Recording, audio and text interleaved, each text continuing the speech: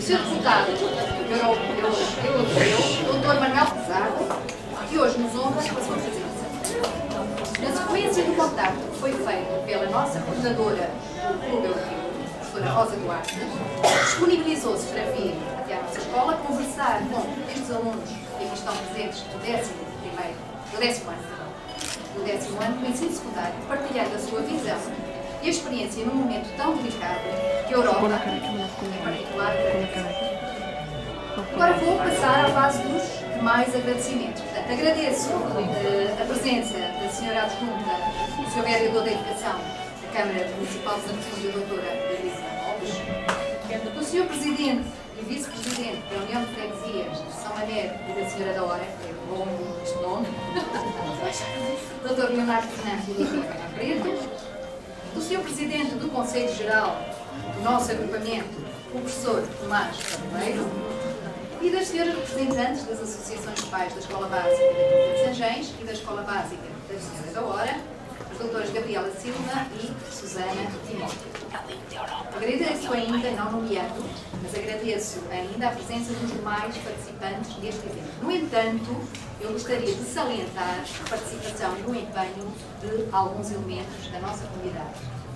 Este momento foi preparado com o envolvimento dos nossos assistentes operacionais, dos nossos professores e alunos, nomeadamente do Clube Europeu e também da Biblioteca. A cobertura deste momento vai ser feita pelos nossos alunos do curso profissional de multimédia, ali presentes, que aliás estão presentes em todos os momentos que nós temos no agrupamento, e ainda pelos nossos jovens repórteres, e posteriormente iremos partilhar, portanto, com a restante comunidade, o momento que hoje aqui vamos experienciar. Só mesmo para concluir, falar só um bocadinho do agrupamento, porque é a primeira vez, não é a primeira vez, acabámos de perceber que já cá tinha estado. Mas neste momento somos um agrupamento. Temos uma comunidade de alunos de cerca de 2.300 alunos, desde o pré-escolar até ao ensino secundário, e no ensino secundário temos quer cursos de científico-humanísticos, quer cursos profissionais. E pronto, mais não digo, porque é o senhor eurodeputado a palavra neste momento e estamos ansiosos então para ouvir o que tem para partilhar connosco. Muito obrigada.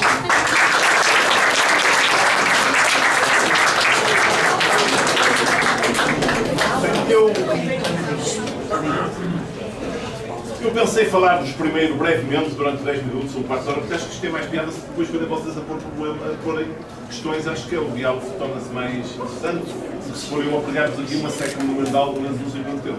Ainda por cima eu não sabia que isto ia ser gravado, e ser gravado é um perigo que nunca gosta de ser gravado, porque depois de gravar é uma chatice, a gente diz para aqui umas asneiras e depois fica a ouvir e ainda fazem sucesso com a transmissão em vídeo da alguma asneira que eu posso aqui dizer, portanto eu tenho que ter ainda mais cuidado.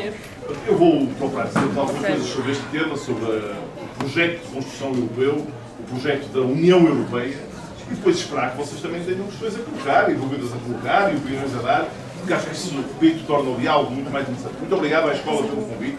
Eu fico muito contente por ver estas escolas que têm esta ideia dos clubes europeus, da ideia de falarem às pessoas não apenas daquilo que é a matéria que, digamos, mais formal dos currículos, mas também fazer com que as pessoas se sintam interessadas pela vida política do país, pela vida política da Europa, pela sua comunidade. Eu acho que tudo isso é muito importante e deve ser valorizado. Agora vou distribuir umas coisas e pronto. Ora, vamos lá ver.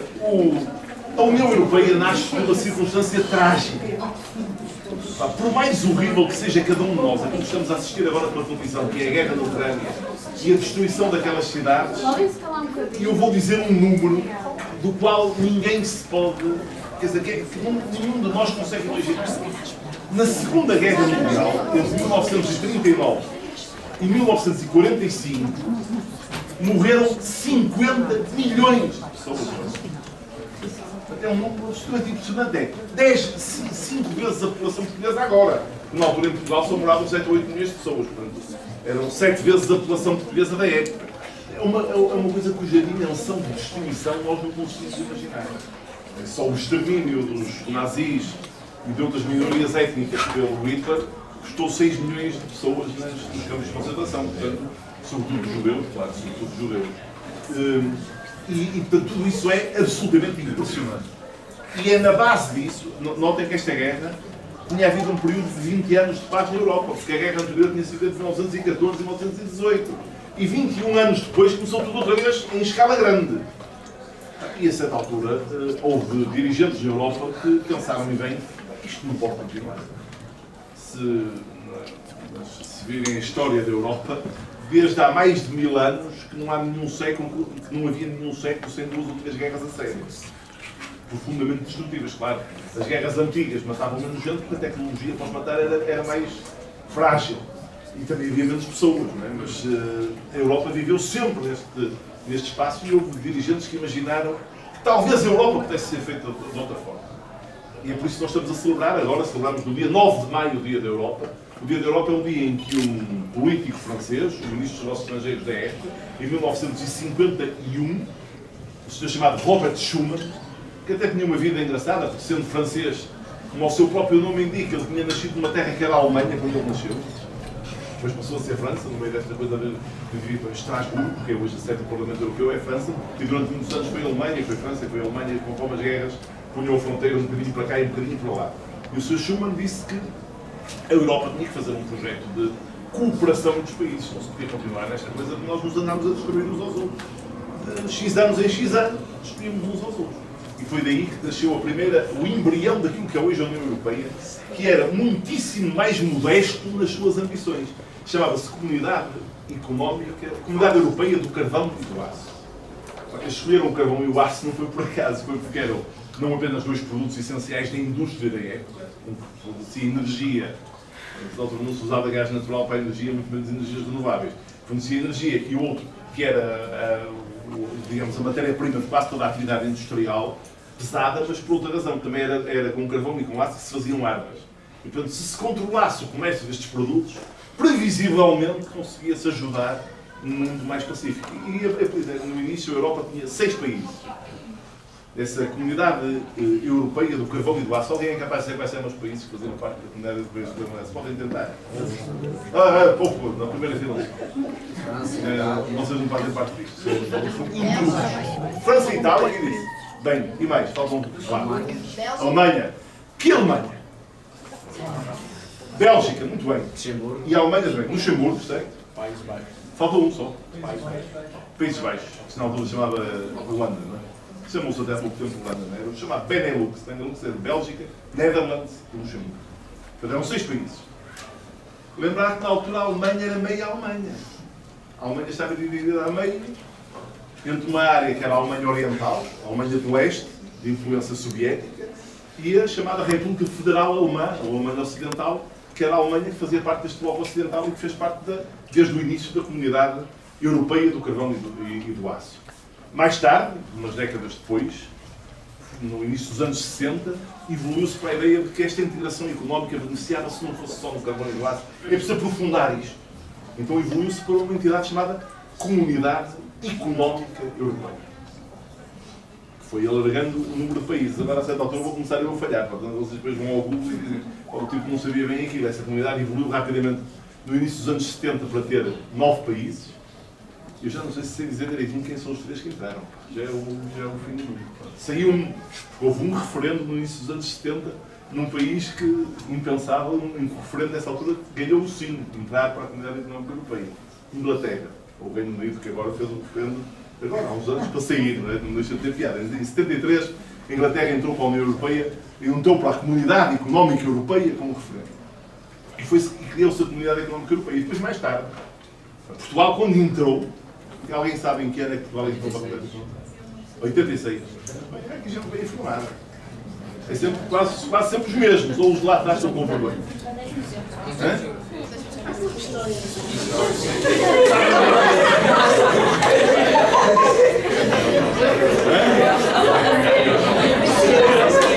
Atenção, isto vai contar para a nota. Aviso já que isto vai contar para a votação. Uma parte da vossa nota vai ser resultante desta conversa. No mundo, Portugal entrou que outro país da Europa entrou para a Comunidade Europeia.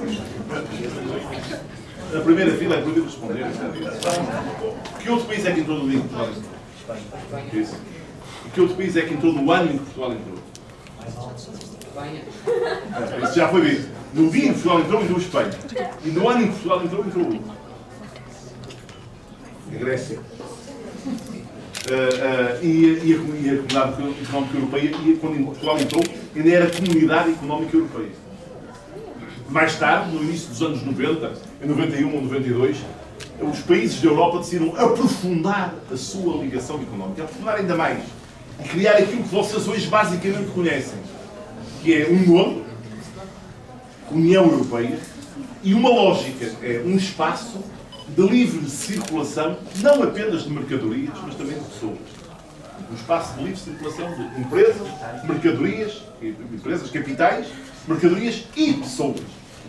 E só a partir dessa fase, com um tratado de uma cidade holandesa que todos os que tiverem a oportunidade de ir visitar, eu recomendo que visitem, é uma das cidades mais bonitas da Europa, talvez do mundo, chamada Maastricht, tem um nome difícil, mas a cidade é bonita.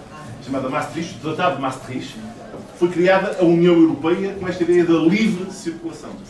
E é por isso que vocês hoje têm o privilégio de viver numa Europa onde podem ir de terra para terra sem mostrar documentos nenhum. Não é só bem sem mostrar o passaporte, é que podem mesmo não mostrar documento nenhum. Se falarem com os vossos pais e com os vossos avós, aqueles que tiverem a ocasião de ir à Espanha ainda se lembrarão de terem filas nas estradas de 1 ou 2 quilómetros de carro para mostrar o passaporte, e quando vinhamos de Espanha com a polícia aduaneira a abrir as malas para ver se traziam contrabando. Portanto, aquilo era devagar e devagarinho, era tudo, era outro mundo. E hoje nós circulamos, depois mais tarde, claro, já no início deste século, foi criada a moeda única. A moeda única, nem todos os países da União Europeia têm os euros.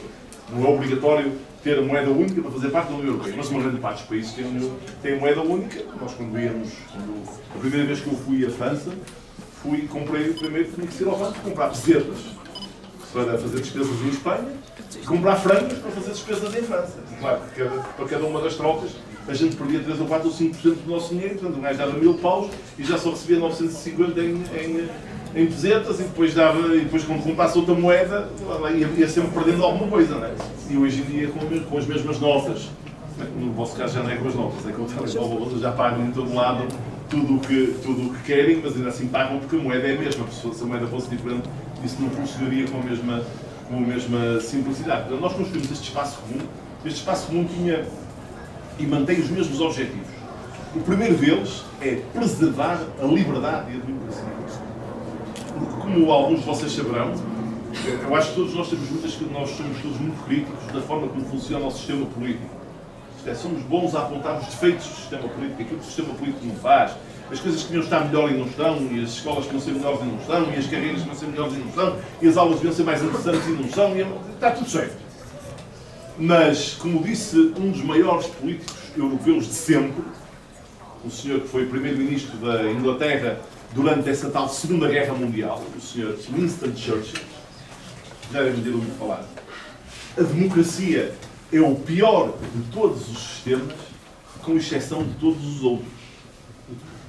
Porque a verdade é esta, é que se não houver, é que a democracia tem pelo menos uma vantagem. Mesmo que a gente seja zangado, tem direito a protestar. Tem direito a protestar sem ser preso, tem direito a protestar sem ser castigado, tem direito a protestar sem ser perseguido. Porque até, como sabem, há uma gigantesca diferença entre viver sem liberdade e em democracia ou não se viver em liberdade e em democracia. Podem publicar na internet tudo que vos apetecerem. Se forem à China, verificarão que não há Facebook e não há redes sociais para fazer publicações. Eu presumo que na Rússia também não. Nunca mais tive. Portanto, não sei. Portanto, há uma certa diferença entre viver numa sociedade livre, quando os pais de muitos de vocês nasceram, em Portugal havia-se um regime no qual as pessoas não podiam dizer o que queriam, não podiam dizer o que pensavam, não podiam pronunciar-se, não podiam associar-se, não podiam fazer manifestações, mas vocês são livres de dizer o que pensam, darem a vossa opinião, participarem, e no fim do dia há um momento em que qualquer poder político, melhor, pior, mais ou menos, se confronta com uma coisa que é a malta ir lá votar e decide se são aqueles ou se são outros. A gente pode escolhê-lo. Até pode escolher, por a pior razão de todas, que é escolher o mal menor. Mas pode sempre escolher. Não é? E faz toda a diferença, nós podemos escolher. Esse é o valor mais importante da União Europeia. Liberdade Vou falar disso.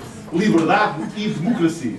Isto é, depois há um outro valor muito importante que está muito ligado a este, que é o chamado, que aliás tem sido muito polémico, é o chamado Estado de Direito. O que é que isto quer dizer? O Estado de Direito garante que a democracia tem uma enorme qualidade. É o governo pela maioria. É a maioria que decide quem governa. Mas esta democracia tem um contraponto. É o respeito, tolerância em relação às minorias. Esse é o contraponto. O contraponto do governo pela maioria é que o facto de um tipo ser a favor dos que estão contra não pode tornar alvo de perseguição, ou de ódio, ou de diminuição dos seus direitos. As pessoas têm que ter o direito de estar de um lado ou de estar do outro. E o Estado de Direito garante isso, o respeito pelas minorias, e garante outra coisa, que é a completa independência do sistema judicial. É que tem que haver alguém que decida que quando um cidadão ou um grupo de cidadãos se comporta, se isso está dentro da lei ou fora da lei. E não pode ser o detentor do poder político a decidir. Porque isso permitiria arbitrariedade. Os que estão contra mim, se estás contra mim é porque estás fora da lei. Isto não pode ser assim. Quem decide o que está dentro da lei ou fora da lei tem que ser um sistema autónomo. Isto é o chamado Estado de Direito. Há um sistema autónomo que protege os direitos de todos, incluindo das minorias, e que está à margem e que é independente em relação ao sistema político. Portanto, não está dominado pelo sistema político. Nós temos tido hoje problemas na União Europeia, porque em alguns países, nomeadamente na Hungria e na Polónia, há sinais de subordinação do poder judicial ao poder político. Isto quebra uma das regras basilares dos princípios da União. Primeiro, liberdade e democracia. Segundo, Estado de Direito. E terceiro, um aspecto muito importante, progresso social. A União Europeia tem uma ambição de progresso social. Não apenas... É que progresso social é diferente de progresso. Progresso é a gente andar para a frente, progredir, tornarmos mais ricos, mais prósperos. O objetivo da União Europeia é mais subtil, é mais ambicioso do que isto. É progresso social, que não é apenas progredir, mas progredir tem que significar diminuir a pobreza, diminuir as desigualdades, fazer com que a sociedade seja melhor para todos. O que podemos dizer? Aí é um daqueles casos em que a gente olha para a União Europeia, eu acho que no caso da preservação da democracia e da liberdade, isso é claro, nós somos o grande espaço democrático do mundo, é a União Europeia. Em relação à preservação do Estado de Direito, com alguns problemas que eu já enunciei, nós somos, apesar de tudo, um espaço de Estado de Direito, onde as pessoas andam com segurança em relação à proteção dos seus direitos. Em relação ao progresso social, nós temos que ver, se virmos isto no âmbito relativo, nós somos o espaço socialmente mais evoluído do mundo. Não há nenhum outro espaço do mundo com a evolução do poder.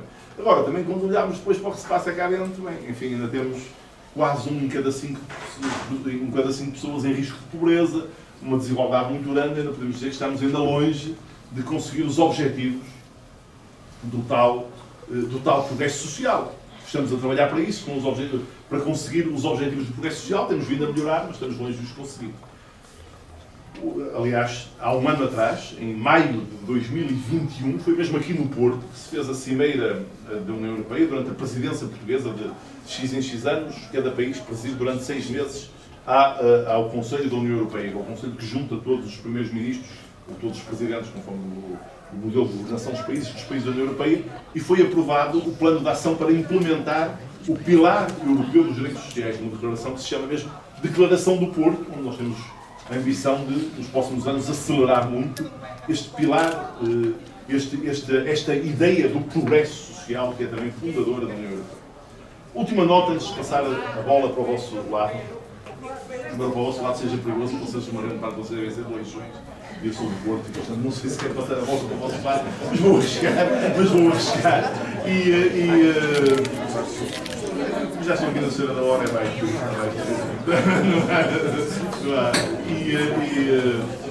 E eu digo, há nisto que eu estou a dizer uma coisa que não pode deixar de ser dita, que tem a ver com a situação de guerra na Europa. É verdade o que eu disse, a União Europeia foi uma garantia de paz na Europa que não existisse na história em momento nenhum, pelo menos desde há mais de 1000 anos.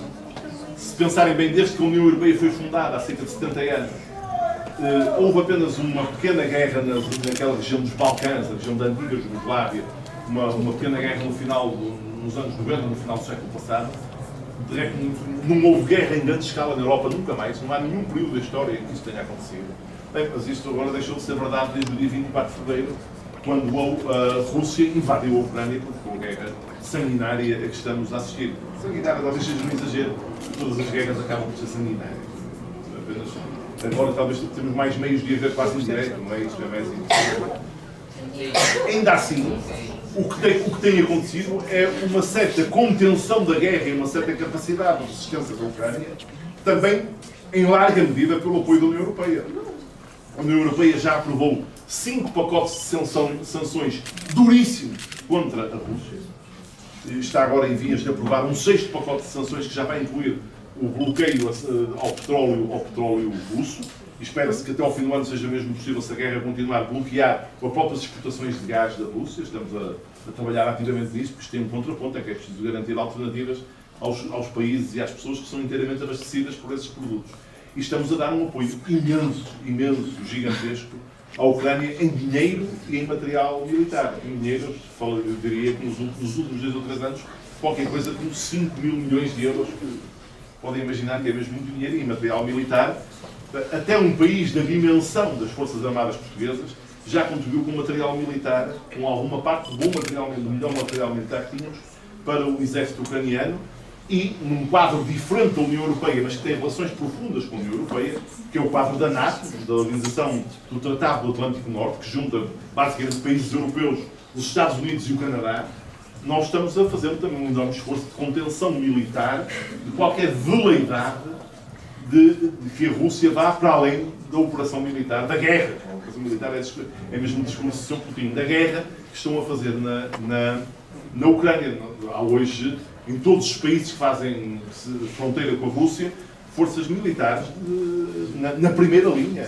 Na Roménia, os batalhões militares que estão na Roménia integram forças militares portuguesas. Estão mais de 200 militares portugueses na primeira linha de contenção também na Roménia, para evitar qualquer veleidade do Sr. Putin de invadir outros países, nomeadamente países da esfera da NATO.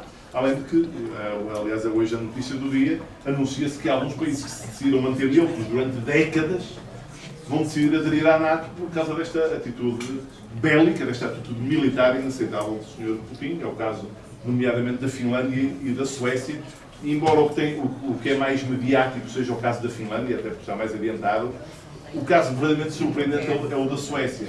Porque a neutralidade finlandesa foi muito condicionada sempre por um certo receio dos finlandeses da reação russa a uma opção deles pela NATO. Enquanto que a neutralidade da Suécia, a Suécia é neutral há mais de 200 anos, nunca participou em nenhuma operação militar, mesmo durante a Segunda Guerra Mundial conseguiu manter-se como um espaço de neutralidade, e tem um enorme significado político, de facto, da Suécia ter decidido que, perante a ameaça russa nos tempos que correm, é necessário aderir a um bloco militar, que é um bloco militar de ambição defensiva. A NATO não só faz operações defensivas, mas eu vou deixar essa parte para as vossas perguntas, porque eu suponho que as vossas perguntas vão suscitar questões que me vão obrigar a explicar isto.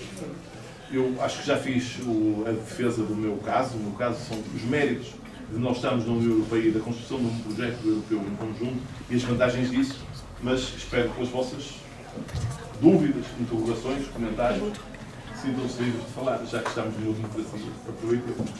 Com a primeira Filipe, eu por acaso gostava, mas não é nesta. Só custa a primeira pergunta.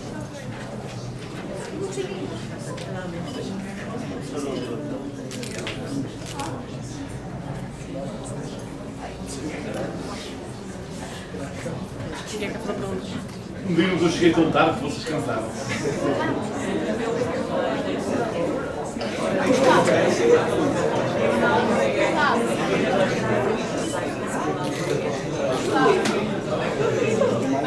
Eu não acredito que não haja pergunta. Nem que escolha. Diga. Como é que se chama? Anitta. Já que é um eurodeputado, acho que sabe, tem uma opinião melhor que a minha e há de me conseguir explicar melhor. Eu queria perguntar o que é que acha em relação à Ucrânia passar à frente dos países que estão na lista de espera para entrar na União Europeia?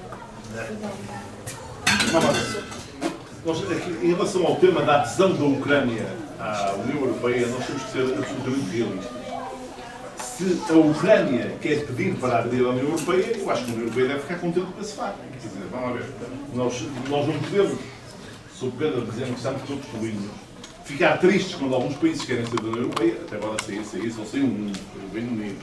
E se houvesse outro referendo, já para saber o que acontecia. Mas, pronto, mas é verdade que saíram, não há nenhuma dúvida que nós temos que respeitar o direito de saírem, como podemos.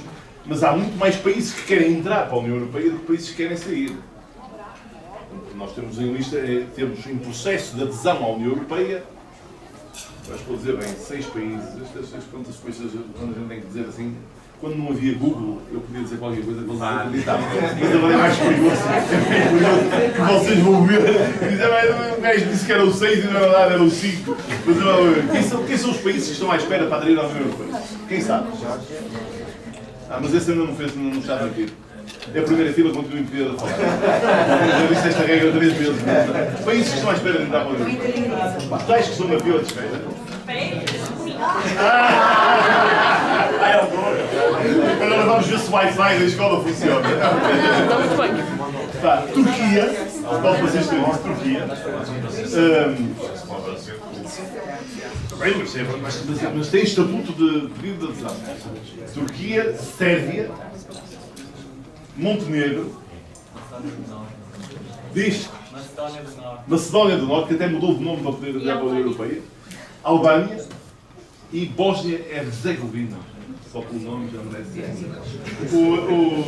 E agora vamos ver, agora vai haver o pedido já está feito o pedido da Ucrânia. Eu acho que nós nisso temos que ter espírito prático. Uma coisa é, nós ficamos contentes quando a Ucrânia quer aderir à União Europeia. E podemos,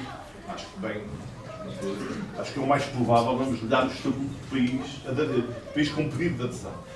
A coisa diferente é que não há nenhum pedido de adesão à União Europeia que tenha resposta em menos do que, bem, para ser rápido, 5 anos. Mas eu posso assim, para dizer 5 anos, tenho que ser muito otimista. Os países que conseguiram aderir em 5 anos são países que tinham democracias muito antigas e muito maduras. Por exemplo, a Áustria, que aderiu depois de nós, Suécia, que aderiu depois de nós, mas tinha democracias há décadas e décadas e foi fácil cumprir em todas as condições para a adesão. O tema da adesão é dizer, mas porquê que os senhores me dizem que eles fazem parte da União Europeia? Isto não é assim. É que no dia em que eles fizerem parte da União Europeia, têm que cumprir centenas de leis da União Europeia. E é preciso que eles estejam preparados para cumprir essas leis.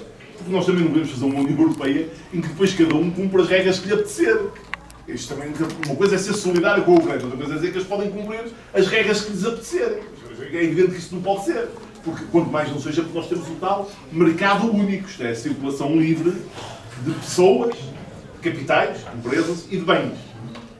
Isso, quando diz isto, nós temos que saber, para uma pessoa formada em medicina na Ucrânia poder chegar a Portugal no dia seguinte e ser médico, nós temos que ter a certeza que a forma como ele se forma em medicina na Ucrânia é correspondente ao nosso padrão para formar médicos. Nós temos que, assim, portanto, eu estou a ver, isto são centenas de assuntos que é preciso tratar. Portugal demorou 10 anos a cumprir as condições de adesão. Pedimos para entrar em 1976 e entramos em 1986. O normal é mais ou menos isso. Portanto, eu diria, sim, eu acho que se a Ucrânia pedir para aderir, vai ser concedido o estatuto de país em processo de adesão, que é um estatuto que tem um reconhecimento político. Sim, eu acho que nós ficamos contentes se eles querem fazer parte do nosso espaço, nós não ficamos tristes com esse facto. Acho que é evidente que nós temos que ter em conta os outros países que já pediram há mais tempo, alguns dos quais fizeram um esforço muito grande para se aproximar da União Europeia. Eu disse esse exemplo da Macedónia do Norte. A Macedónia do Norte mudou de nome. Imagina que é um país mudar de nome. Alguém sabe porque é que a Macedónia do Norte teve que mudar de nome para poder pedir adesão? Isso, muito bem. Porque há uma região grega que se chama Macedónia e a Grécia opunha-se terminantemente a que um país com o nome de uma região sua quisesse aderir à União Europeia. E, portanto, a solução que a Macedónia arranjou foi mudar o seu nome no referendo para Macedónia do Norte. Isso, aliás, custou as eleições seguintes ao primeiro-ministro que dirigiu esse processo. Ele fez uma coisa que a maioria das pessoas da Macedónia queriam, que foi tratar da adesão à União Europeia, mas a mesma maioria de pessoas, ou uma maioria mais ou menos igual de pessoas, pô-lo fora do lugar de primeiro-ministro. Tudo isto também tem piada sobre o funcionamento da democracia. Ele fez o que os cidadãos lá da Macedónia queriam que ele fizesse. Mas, em boa verdade, eles ganharam-se o por ele ter mudado o nome do país para Macedónia do Norte. Nós não podemos fazer a Ucrânia passar à frente destes países. E há uma coisa que é, para quem for solidário com a Ucrânia, há um tema que até precede isto. É que nós não podemos não podemos achar que o apoio que a União Europeia tem que dar à Ucrânia, não apenas para enquanto durar a guerra, mas na esperança e na expectativa de que a Ucrânia venha a vencer esta guerra, ou arranjar-se uma solução para a guerra acabar que não esmague a Ucrânia, nós temos que apoiar o renascimento da Ucrânia. Vocês veem na televisão em que estados estão aquelas cidades, está aquele país, e eles não podem ficar à espera do dia em que fazem parte da União Europeia para receber apoio da União Europeia para a reconstrução nacional. Isso tem que ser dado muito antes. Portanto, nós temos que nos concentrar mais em dar a resposta do que a Ucrânia precisa do que no tema direto da adesão da Ucrânia, sendo que sim. Eu acho que eles vão ter estatuto de país aderente, mas acho que também não vão passar à frente dos outros que estão há anos a fazer o seu trabalhinho para entrar para a União Europeia, não é? E tem que cumprir, há uma coisa clara, eles têm que cumprir para se entrar para a União Europeia, tem que se pedir e ser aceito, claro. Mas o pedir e ser aceito não é uma arbitrariedade, não é? Eu aceito porque gosto de ti, eu não aceito, eu aceito porque gosto de bandeiras amarelas e azuis. Tem que ser um bocadinho mais rebuscado, tem que ser um bocadinho mais rebuscado que isto. Portanto, há um conjunto de critérios que foram aprovados numa cimeira em Copenhaga, na capital da Dinamarca, já nos anos 90, que se chamam os mesmos critérios de Copenhaga, que são os critérios que cada país tem que cumprir para poder fazer parte da União Europeia. E esses critérios, devo dizer que a Ucrânia está muito longe de cumprir alguns desses critérios. Enfim, nós temos a obrigação de os ajudar a chegarem lá, mas eles também têm que fazer as mudanças nas leis, etc. Há muitas coisas. Há muitas coisas que as pessoas se queixam. Mesmo em Portugal, uma vez ou outra, a malta queixa-se que a gente tem que fazer isto porque a União Europeia obriga. Mas é regras que essa gente quer beneficiar de fazer parte de um... Sei lá, se eu quero beneficiar de fazer parte de um clube de futebol, tenho que usar as cores deles, não posso usar as cores dos adversários nos jogos, não é? Quer dizer, é o que é, quer dizer, fazer parte de um grupo obriga a cumprir as regras desse grupo, quer dizer, nós não podemos querer fazer parte da União Europeia para receber o financiamento da União Europeia para fazer escolas e centros de saúde e estradas e depois não querer cumprir as regras da União Europeia, quer dizer, temos que cumprir as regras, é o que é normal. Mais perguntas? Está aí alguém que quer falar? O que é que a Europa está a fazer pelos jovens? Como é que te chamas? Rafael. Bem, eu acho que a Europa faz coisas que são diretamente beneficiárias para os jovens e faz coisas de política geral das quais muitos jovens acabam por beneficiar. E uma coisa direta para os jovens, se eu dizer, só pode se dar uma coisa. Eu acho que há um programa do qual todos já ouviram falar, chamado Erasmus. O Erasmus é uma coisa que todos os anos milhões de jovens europeus fazem uma parte do seu percurso académico noutro país da Europa, tudo reconhecido pelos países de origem. O Erasmus tem defeitos. E, aliás, nós aprovamos agora no Parlamento Europeu, há um ano, no Parlamento Europeu, uma coisa chamada Erasmus+, lá na linguagem deles, Erasmus Plus, que visa tentar corrigir alguns dos defeitos do Erasmus. Há um que é logo evidente. O Erasmus beneficia mais. O Erasmus é mais difícil acesso para as famílias com menos recursos económicos. Porque, apesar de tudo, o Erasmus envolve uma despesa dos jovens que uns pais têm condições para ajudar e outros não têm. E, portanto, é preciso corrigir isso. E agora o Erasmus Plus já tem uma condicionalidade de apoio social para tentar equilibrar as condições de acesso à partida, para tentar que o maior número possível de jovens europeus possam aceder ao Erasmus e que não haja segregação social no acesso ao Erasmus. Eu acho que o Erasmus é um exemplo porque a Europa, porque o Erasmus vale mais que não é só fazer 6 meses de curso noutro país. É permitir às pessoas um contacto com outras realidades, melhora muito as capacidades linguísticas de cada jovem, melhora muito a capacidade de se relacionarem com os outros, abre perspectivas de vida às pessoas, coloca-nos noutra visão. Eu acho que se tivesse que dizer uma coisa, era esta medida. Agora, tudo a União Europeia faz muito mais coisas, porque a ideia todos os apoios da União Europeia à melhoria da qualidade do ensino nos diferentes Estados-membros. Em Portugal, há muita obra nas escolas, muito investimento no parque escolar, muito investimento que foi feito com dinheiro da União Europeia, com fundos da União Europeia. Porquê? Porque olhou-se para a realidade portuguesa. Portugal era, durante muitos anos, um dos países mais atrasados da União Europeia em matéria de acesso à escolaridade. Portanto, nós conseguimos, nos primeiros anos, ter um enorme apoio de fundos da União Europeia para tentar aproximar os nossos indicadores aos indicadores da União Europeia. E a verdade é que nós hoje podemos continuar a falar do atraso do nosso país em matéria de formação académica, de formação escolar. Formação académica quer dizer formação escolar. Mas já não podemos falar disso na vossa geração. Nós, na vossa geração, temos os mesmos indicadores da Europa. A percentagem de jovens que estão no ensino secundário é igual à Europa, a percentagem de jovens que estão no ensino superior até já é ligeiramente superior à média europeia. Claro que isso não vai compensar, vai demorar umas décadas ainda a que os dados do país todo somado sejam iguais.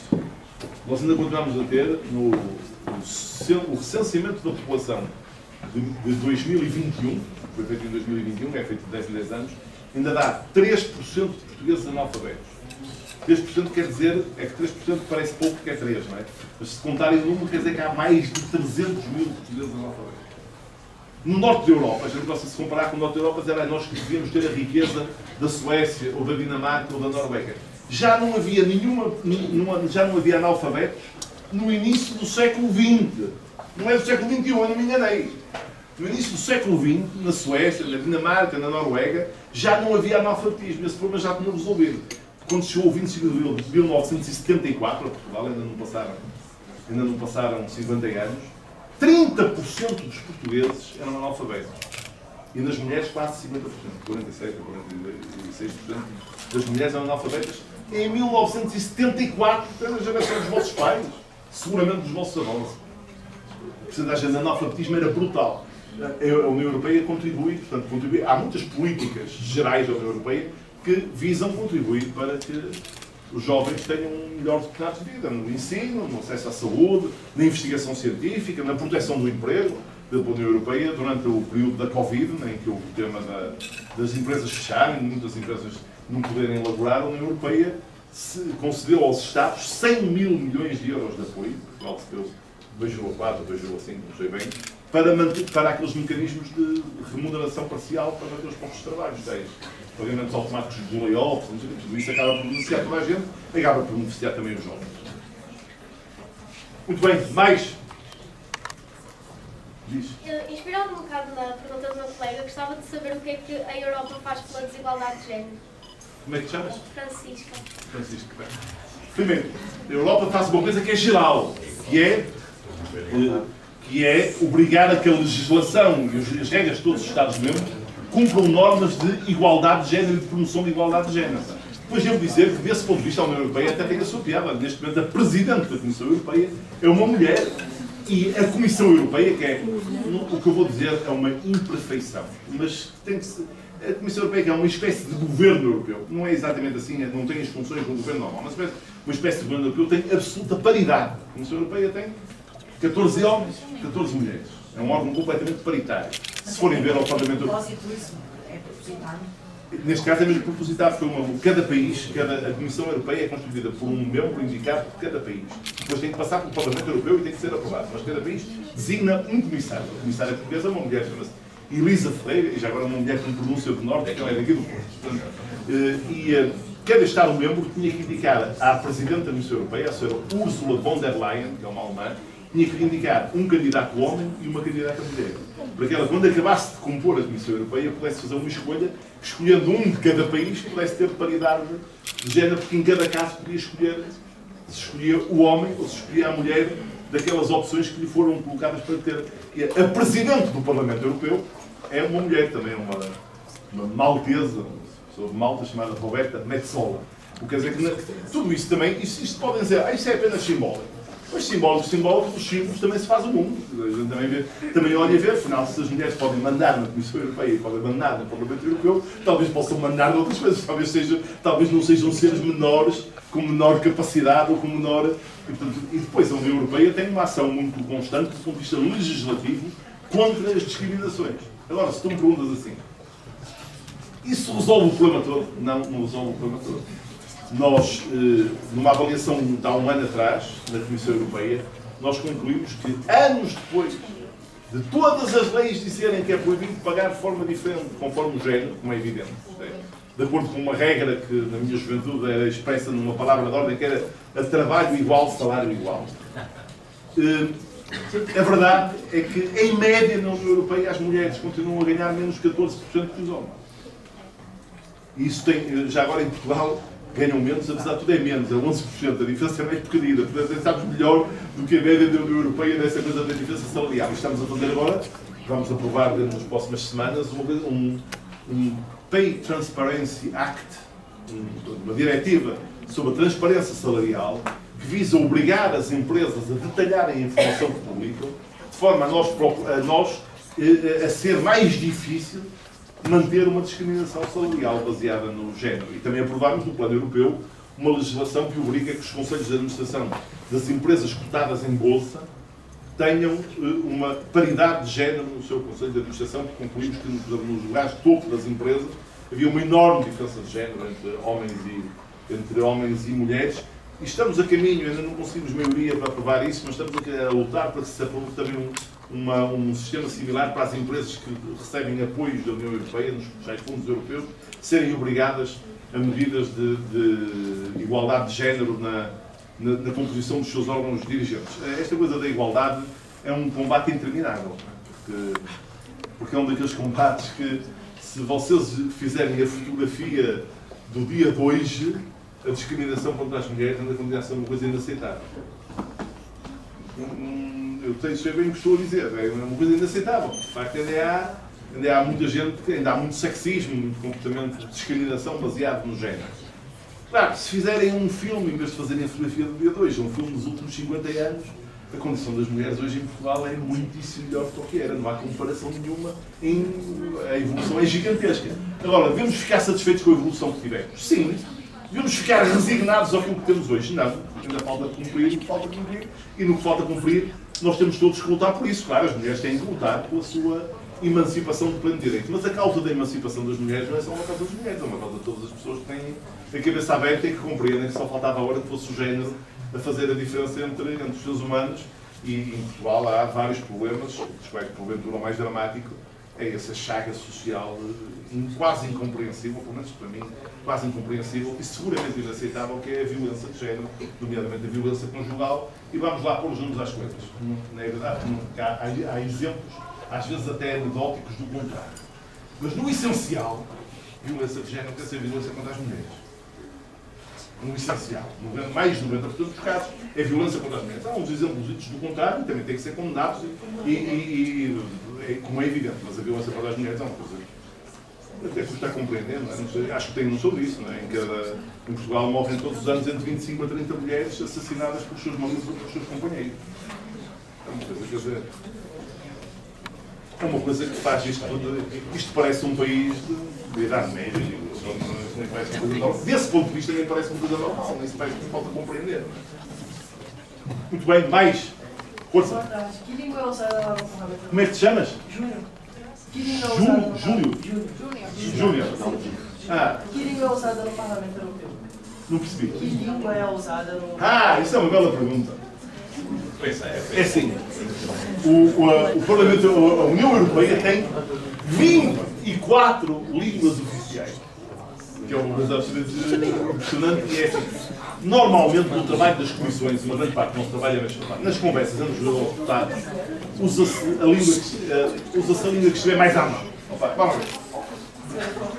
O que é espantoso é que depois do Reino Unido ter saído, o inglês continua a ser a língua mais usada. Essa é que é a verdade. Calma, quem ainda resta na União Europeia é um país cuja língua oficial é inglês. Não pode falar a verdadeira.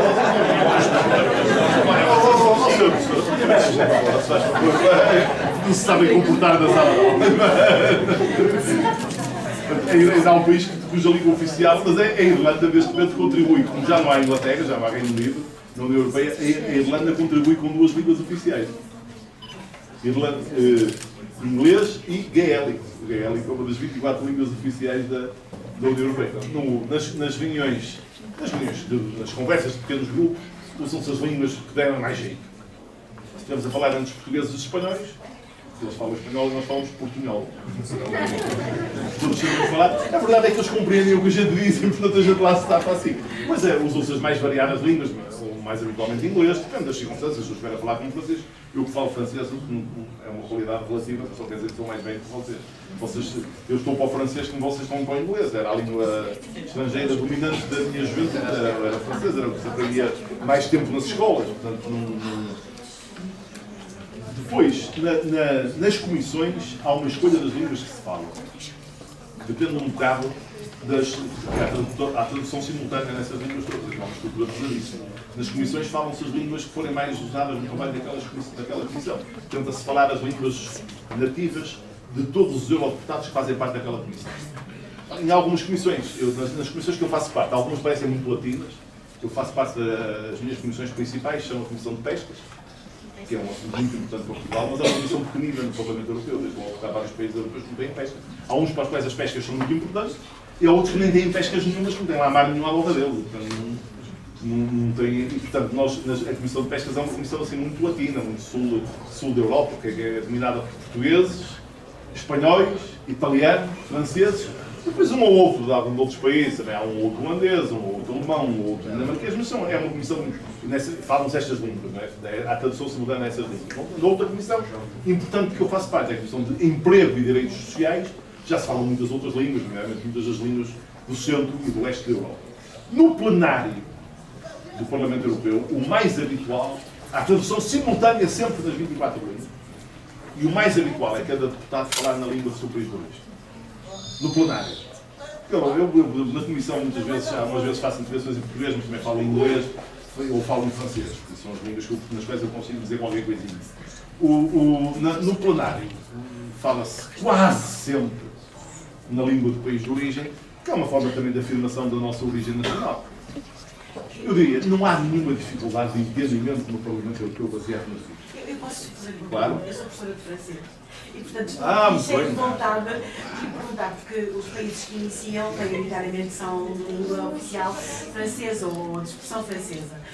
Hoje em dia, pronto, hoje em dia, mas os outros é variado, portanto, digamos que é uma maioria.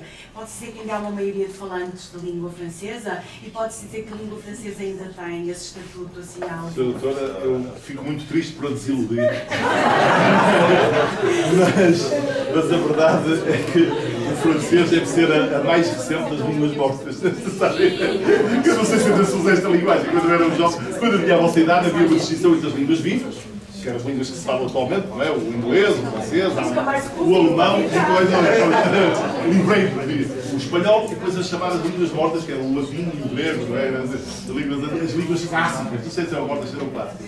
A verdade é esta, ainda há no Parlamento Europeu há muita gente que fala francês, porque, por exemplo, o Parlamento Europeu se trabalha normalmente em Bruxelas. Em Bruxelas a maior parte das pessoas falam francês, a grande maioria, alguns falam só flamengo, mas Flamengo é holandês. Mais ou menos holandês. Mas a grande maioria fala francês. Em Estrasburgo é uma cidade francesa, a esmagadora maioria fala francês, embora alguns falem alemão, porque é uma cidade francesa. Mesmo e no Luxemburgo fala-se sobretudo francês e um terço dos luxemburgueses são portugueses, não esqueça de um terço dos habitantes do Luxemburgo são portugueses, também se fala português em qualquer rua do Luxemburgo. Mas fala-se a língua bárbara. E depois também se falam. E depois, agora, é verdade que depois ainda há aos franceses, aos belgas, aos luxemburgueses, há muita gente a falar francês, mas verdadeiramente a língua internacional trabalha com.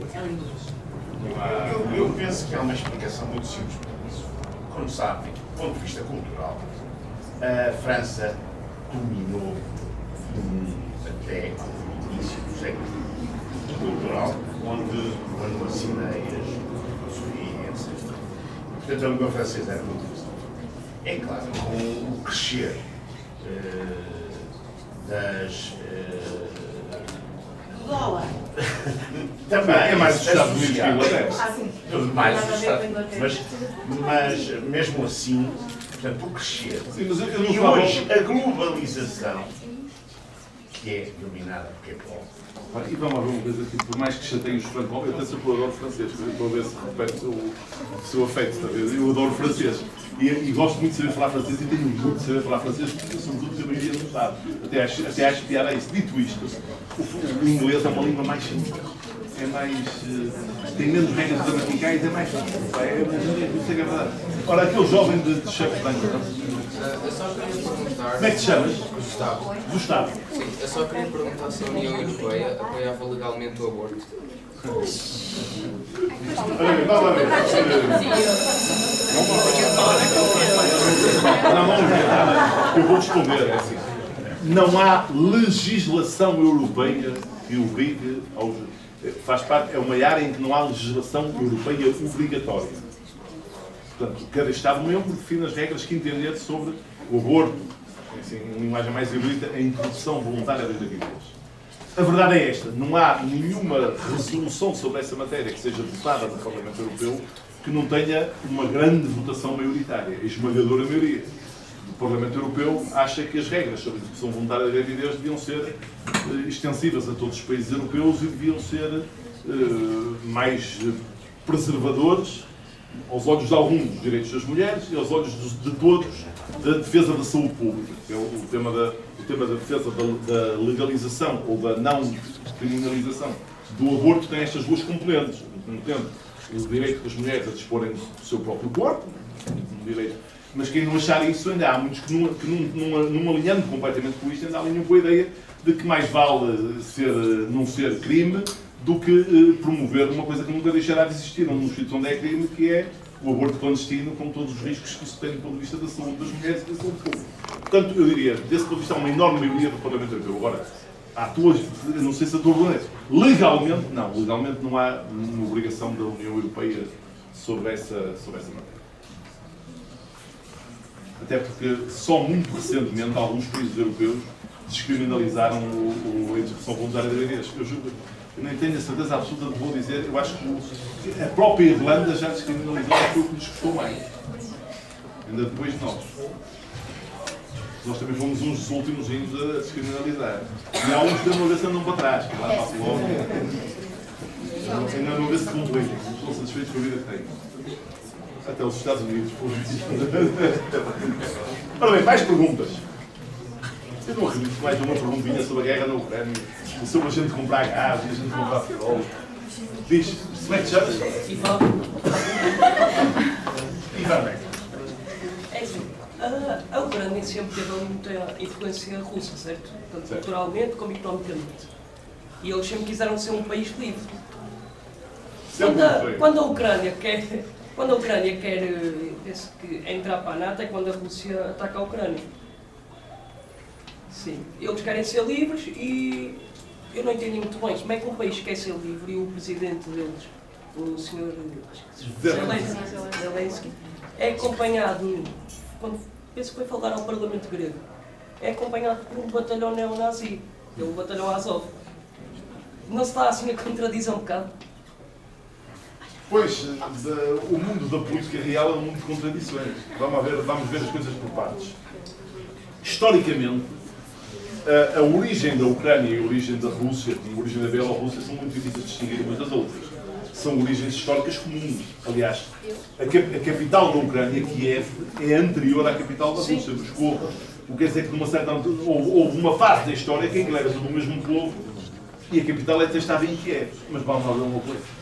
Nós cá na Península Ibérica também já fomos todos o mesmo povo. E os espanhóis também já tentaram resolver o problema de nós sermos independentes e a gente não gostou. Sim, eles já por cá entraram dentro, mais que uma vez. E a gente lá os conseguiu rechaçar e manter a nossa independência nacional. Portanto, o facto de, historicamente, eles terem as ligações que tiveram, não quer dizer que eles não tenham depois, a certa altura, o direito de se tornarem uma república independente.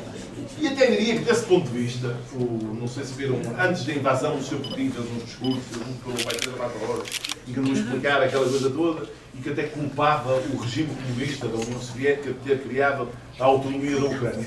Num certo sentido, ele até tem alguma razão, o regime soviético, lá com aquilo que chamava-se o RSS. O RSS quer dizer União das Repúblicas Socialistas Soviéticas. Eram 15 repúblicas, uma das quais era a Ucrânia. Portanto, de certa forma, foi nessa altura que também se exacerbou esse sentimento de que aquilo era um Estado à parte, que voluntariamente à força, fazia parte da União Soviética, mas está bem, mas era um Estado à parte. Era uma das tais repúblicas. Não é? E tudo isso também terá criado algum sentimento independentista, além de que eles têm profundas razões de queixa da forma como foram tratados pela Rússia nesse período do regime comunista, do regime soviético, que de facto os oprimiu, matou milhões de ucranianos à fome, quer dizer, calcular quantos problemas havia, e tudo isso também criou um sentimento nacional exacerbado. Coisa diferente são os acontecimentos mais recentes, que aliás merecem ser explicados, porque merecem ser explicados sem preconceitos.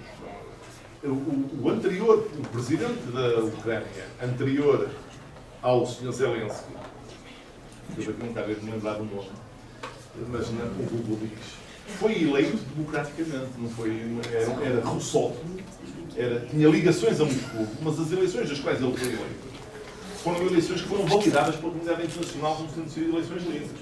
Portanto, desse momento, depois, é verdade que houve ali um momento em que houve uma ruptura popular na Ucrânia contra ele. As famosas manifestações da Praça Maidan, 2014. tem a ver com o facto de ele ter interrompido um processo de aproximação que estava a haver da Ucrânia à União Europeia. E aí houve muitas pessoas na Ucrânia que achavam que isso era inaceitável, que a Ucrânia se devia aproximar da União Europeia e não ficar totalmente dependente da Rússia. E daí o governo dele acabou por ser deposto e num novo processo eleitoral lá chegou esse Sr. Zelensky. É verdade que este Sr. Zelensky tem apoio de muitos setores políticos, incluindo setores supostamente de extrema-direita, incluindo o tal batalhão Azov, que terá alguns neonazis entre os seus componentes. São muitos. Põe lá bem, diz lá que são muitos. Está bem, mas é que eu vou dizer onde é que eu vou chegar no fim desta minha intervenção. Vamos admitir que esse batalhão Azov é um batalhão de inspiração neonazi. Ainda assim, isso não altera a vontade de todos os outros ucranianos. E eu diria que tudo isso eram belíssimos temas para discutir. Eu só me tornei adepto do Sr. Zelensky na madrugada do dia 24 de fevereiro.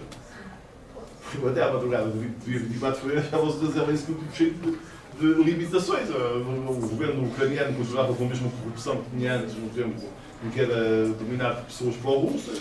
Havia infiltrações nazis no exército ucraniano, nomeadamente o tal batalhão Azov. Eu achava o Sr. Zelensky um senhor cheio de defeitos. Na madrugada do dia 24 de fevereiro, quando ele foi invadido pela Rússia, eu tenho que fazer uma escolha, ou sou a favor do invasor ou sou a favor do invadido. Eu acho que ele não foi, ele que até tem tido muito cuidado com a comunicação, não foi muito inteligente com essa operação quando foi ouvido pelo Parlamento grego. Acho que não ficou muito bem, nem contribuiu muito bem para a sua imagem. Não posso deixar de registrar que é exemplo único. Os outros sítios todos ele teve cuidado de não repetir essa asneira. Eu acho que a Ucrânia terá as suas contradições e as suas limitações. Esta fase em que estamos é uma fase em que nós temos que escolher se queremos ou não queremos ajudar o invadido contra o invasor. Ainda por cima, porque aquilo é uma guerra de David contra Golias, mesmo assim. Sendo o David, que é o mais pequenino, é grande, mas o Golias é muito grande. Portanto, é uma guerra de David contra Golias e temos e depois esperando que daqui resulte a um contributo para a democratização, uma maior democratização da Ucrânia, que aliás é uma das condições, porque se a Ucrânia quiser um dia fazer parte da União Europeia, vai ter que se democratizar muito.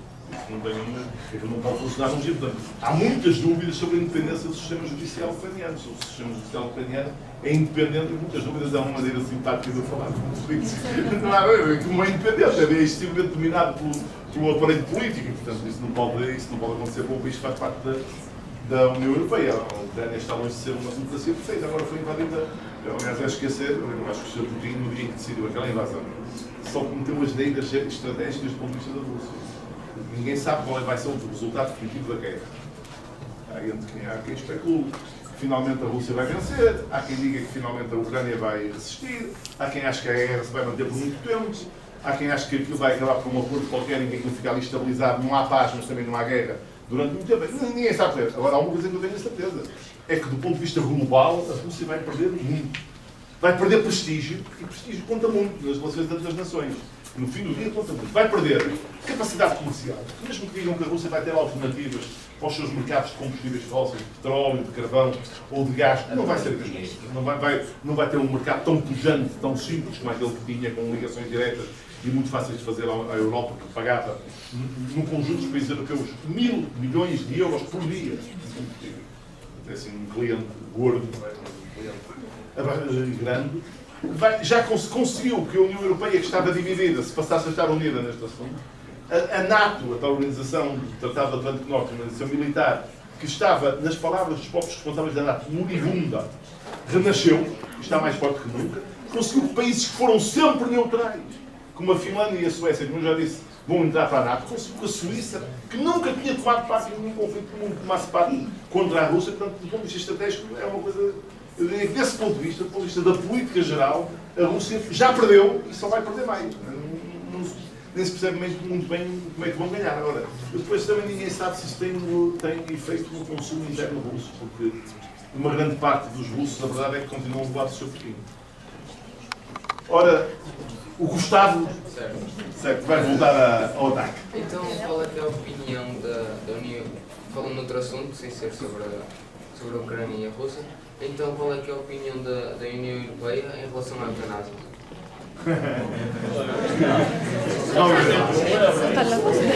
Eutanásia.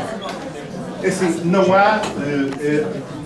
todas as questões no campo da saúde só há legislação europeia. Uma coisa é a opinião, outra coisa é a legislação. Então, há bocado tu estás a legislação, outra coisa é a opinião.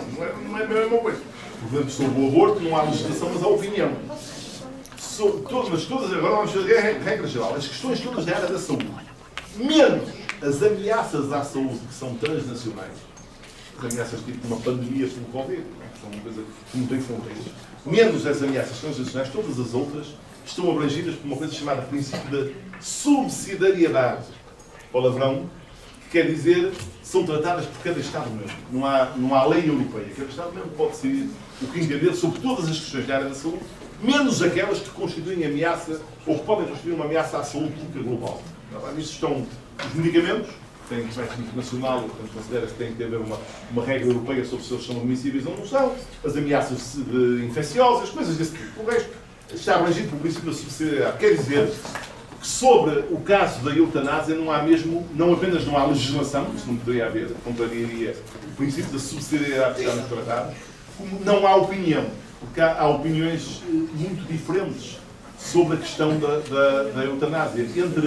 Entre grupos políticos e entre Estados-membros há opiniões muito diferentes. Agora, o tema da eutanásia tem uma coisa, é que há 10 anos,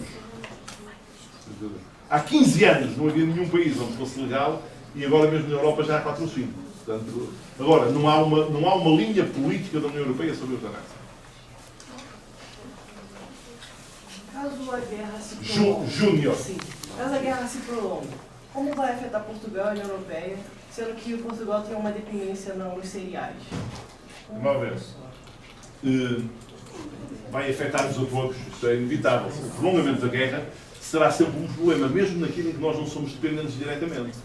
Nós, em matéria de combustíveis, era-nos indiferente. Mas não vai ser, porque os outros que compravam à Rússia, se deixarem de comprar à Rússia, onde compraram onde a gente comprava. Quer dizer, portanto, é inevitável que se a guerra se prolongar, nós nos preços dos combustíveis nós não temos um problema dramático, sabe? Eles estão carinhos, acho que já toda a gente tem um problema, não é? Mas não temos um problema dramático no ano 2022, porque os contratos são feitos para o ano inteiro. Não era, agora é evidente que nos anos futuros, se países que compravam à Rússia forem comprar aos sítios onde a gente compra, é evidente que a pressão pela quantidade e, sobretudo, a pressão pelo preço vai se fazer sentido. Não há... Eu diria que no tema dos cereais é igual. No tema dos cereais nós aí estamos mais aflitos, porque, sobretudo nos cereais para a alimentação animal e para os óleos vegetais. Porque nós no trigo, eu até já aprendi os nomes, que eu antes não sabia, mas agora conhecemos. No trigo panificado, nós não compramos à Rússia, compramos à França. Claro que não há nem à Rússia nem à Ucrânia. Claro que é evidente que acontece a mesma coisa. Se mais países forem comprar à França, alguma coisa vai acontecer ao preço, pelo menos. Nós comprávamos, o que comprávamos na Ucrânia é 40% das forragens dos animais. E vamos ter um problema. Uma vez mais, não será um problema de abastecimento. Nós encontraremos, nós temos os armazéns cheios, portanto não temos problema de abastecimento, e teremos mercados alternativos, mas é evidente que não é acabar para haver influência quanto mais não seja nos preços. Por isso, aliás, é que a própria União Europeia já tomou muitas medidas para financiar Estados-membros e para permitir aos Estados-membros que financiem as operações agrícolas e outras operações industriais que estão muito afetadas pelo aumento do preço dos combustíveis e outras matérias-primas. Porque essa é uma das regras da União Europeia. Na União Europeia, a regra é os Estados-membros não podem dar dinheiro às empresas. Por uma razão que vocês compreenderão por causa da tal lógica do mercado único. Se há um mercado único, as regras têm que ser iguais para todos. Se nós permitimos que um Estado financie as empresas para fazer não sei o que, elas depois vão vender no estrangeiro mais barato, porque foi o Estado que pôs o dinheiro. Portanto, aquele palavrão que vocês voltem meio a ouvir nos telejornais, vão ser dadas ajudas de Estado. Ajudas de Estado quer dizer o Estado financiar as empresas, a não ser quando é permitido em regras muito especiais. Neste caso, pela União Europeia, já foi aprovada a legislação no Parlamento Europeu, eu votei a legislação para serem permitidas ajudas de Estado em certas circunstâncias para compensar certas atividades empresariais, agrícolas, das pescas, industriais, por causa do aumento dos preços de produção. Portanto, o Estado português está a financiar as empresas que têm consumo intensivo de energia.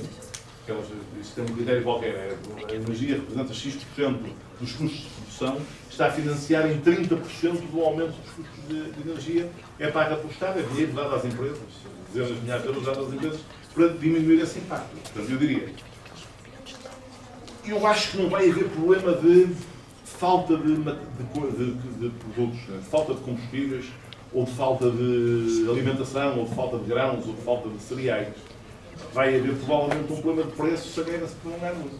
Porque a Ucrânia é de facto uma seara inteira, aquilo é um país inteiro que não é um país plano, não é? Aliás, esse é um tema geoestratégico também engraçado, porque há especialistas disso que dizem que uma das razões, tentando colocar nos pés dos russos, não é? Do lado dos russos, uma das razões do nervosismo russo com essa sua fronteira ocidental, a fronteira com a Ucrânia e com a Rússia e com a Bielorrússia, para cá, na Europa, é que não há nenhuma fronteira natural, não há uma cordilheira de montanhas, não há um mar, não há um rio. A fronteira entre a Rússia e o mundo ocidental são duas planícies. A Ucrânia e a Bielorrússia são duas planícies que não iriam, e que isso lhes cria uma sensação de insegurança maior. Bem, não sei. Isto é tudo um bocadinho filosófico, pode ser que tenha algum sentido. Estão derrotados? Não! Como é que a União Europeia vê os Estados-membros que mantêm políticas homofóbicas como a Polónia ou a Hungria? Tu chamas-te? Carlos, as políticas homofóbicas são completamente proibidas do ponto de vista das regras da União Europeia, que fazem parte da tal lógica do Estado de Direito, da preservação das minorias, sejam elas minorias do que forem. Nem é bem das minorias, é tolerância em relação ao comportamento individual, cada um tem direito a ser o que quiser em relação a todas as matérias, às questões de género, que já foram aqui abordadas, mas também, evidentemente, em relação às questões, sei lá, de religião, de opção filosófica, de opção política, de orientação sexual, só faltaria que... E, portanto, nós vemos isso com muita preocupação. O Parlamento Europeu tem disso sempre uma atitude mais ativa, são muito duros a criticar permanentemente. Os debates do Parlamento Europeu sobre esses temas são sempre duríssimos e muito intensos. E há uma condenação neste momento. A Polónia e a Hungria são objeto de um procedimento no Tribunal de Justiça da União Europeia, no Tribunal por infração às regras do Estado de Direito. E estão proibidas de receber dinheiro da chamada bazuca. Os programas de recuperação e resiliência da Hungria e da Polónia eles não se vendem, nem sequer foram aprovados, porque está suspensa a sua aprovação até à conclusão deste processo do Estado de Direito. Portanto, a posição é condenação e tentativa de tomar medidas para eles arrepiarem caminho dessas coisas, que são, aliás, muito preocupantes. E também explicam uma parte de uma certa discurso de prudência sobre o alargamento da União Europeia a novos países. É que nós temos que ter a certeza que o alargamento da União Europeia não é feito por razões emocionais, que é feito garantindo a preservação dos valores da União Europeia. Senão não serve de nada sermos maiores. Se sermos maiores significa que perdemos a identidade daqueles valores a que eu me referi no início. Democracia e liberdade, Estado de Direito, ambição de progresso social. Podia então poder dizer que Portugal está seguro em termos de ataque ou invasão russa tentar invadir Portugal? Chama-se? Afonso. Bem, nós temos uma vantagem, é que somos mais dois. Estou a brincar. Vamos a ver. Do ponto de vista estritamente militar, o nosso instrumento principal de defesa, embora a União Europeia não tem exército próprio, mas tem uma obrigação de defesa de países ameaçados, de países membros da União Europeia que sejam ameaçados. Mas neste caso eu diria que o nosso principal instrumento de proteção é o facto de fazermos parte da NATO. A NATO tem no seu artigo, julgo que é o artigo 5º do Tratado do Atlântico Norte, obriga os outros países da NATO a intervirem militarmente se algum dos seus países for alvo de um ataque militar. Quer dizer que, desse ponto de vista, que isso seria uma desgraça para a Europa toda e para Portugal para começar, se tal coisa acontecesse. Mas eu diria que, desse ponto de vista, a dissuasão NATO é uma dissuasão que conta muito. Eu repito, relembro o que disse já no início desta, independentemente da nossa posição geográfica longínqua em relação à Rússia, todos os países da NATO que fazem fronteira com a Rússia, são muitos, os países da NATO que fazem fronteira com a Rússia, vamos lá, Polónia, 1. Roménia? Não ouvi. Roménia. Diz. Roménia, 2. Era isso mesmo. Mais? Há muitos mais. Letónia, 7. Estónia. Lituânia. Está bem, mas fazem todas as partes. Ainda da NATO, acho que são eles. Ainda falta um. Finlândia não é da NATO. Ok, mas está quase. Eslováquia. A Eslováquia tem lá um bocadinho que faz fazer a Rússia. Portanto, em todos estes países, A NATO tem hoje um fortíssimo dispositivo militar. Já tinha bases em alguns deles e tem hoje um brutal dispositivo militar. Quando eu falo de brutal dispositivo militar, é que estão mais de 300 mil soldados da NATO estacionados nas fronteiras com a Rússia. Próximo das fronteiras, não é ali ao lado, não é? A fronteira é ali, não ligo lá. Estão próximos das fronteiras com a Rússia. A minha filha está a fazer Erasmus numa cidade da Lituânia, que tem uma base perto, uma cidade chamada Kaunas, e durante 3 ou 4 semanas, durante 15 ou 16 horas por dia, voavam aviões americanos a estacionar tropas nessa parte da Lituânia. Portanto, há hoje um enorme dispositivo militar que tem um objetivo que é convencer o seu Putin a não fazer asneira. O objetivo não é atacar ninguém. A NATO é uma aliança militar defensiva, em que o objetivo é, para garantirmos a paz, é que nós temos um exército muito forte. É para eles pensarem 10 vezes antes de se lembrarem de nos invadir. Mais. O Júnior vai ganhar o prémio do número de perguntas. Já ninguém viu. Atenção, isso vai valer. O cidadão assistiu uma sessão no Parlamento Europeu? Eu não sei bem como é que se faz, mas é possível ainda assistir a sessão do Parlamento Europeu. Tem que se tratar isso. O Clube Europeu trata disso. Eu vejo que há cidadãos das bancadas, há uma bancada por cima e há pessoas lá sentadas a ver, portanto, eu vejo. Não, há visitantes. Há visitantes. Aquilo tem um regime de visitantes que podem ir assistir ao Parlamento Europeu. Mas estes várias pessoas, não há verbas da União Europeia para ir a Estrasburgo. Também não sei, acho que não, eu estou a falar é possível em Estrasburgo e é possível em Bruxelas, porque em Bruxelas também há algumas sessões de tribunais. Há menos, mas há também. Tem que se ver, Eduardo, tens que ver lá como é que isso funciona, para se dar alguma coisa que... Muito bem. Mais?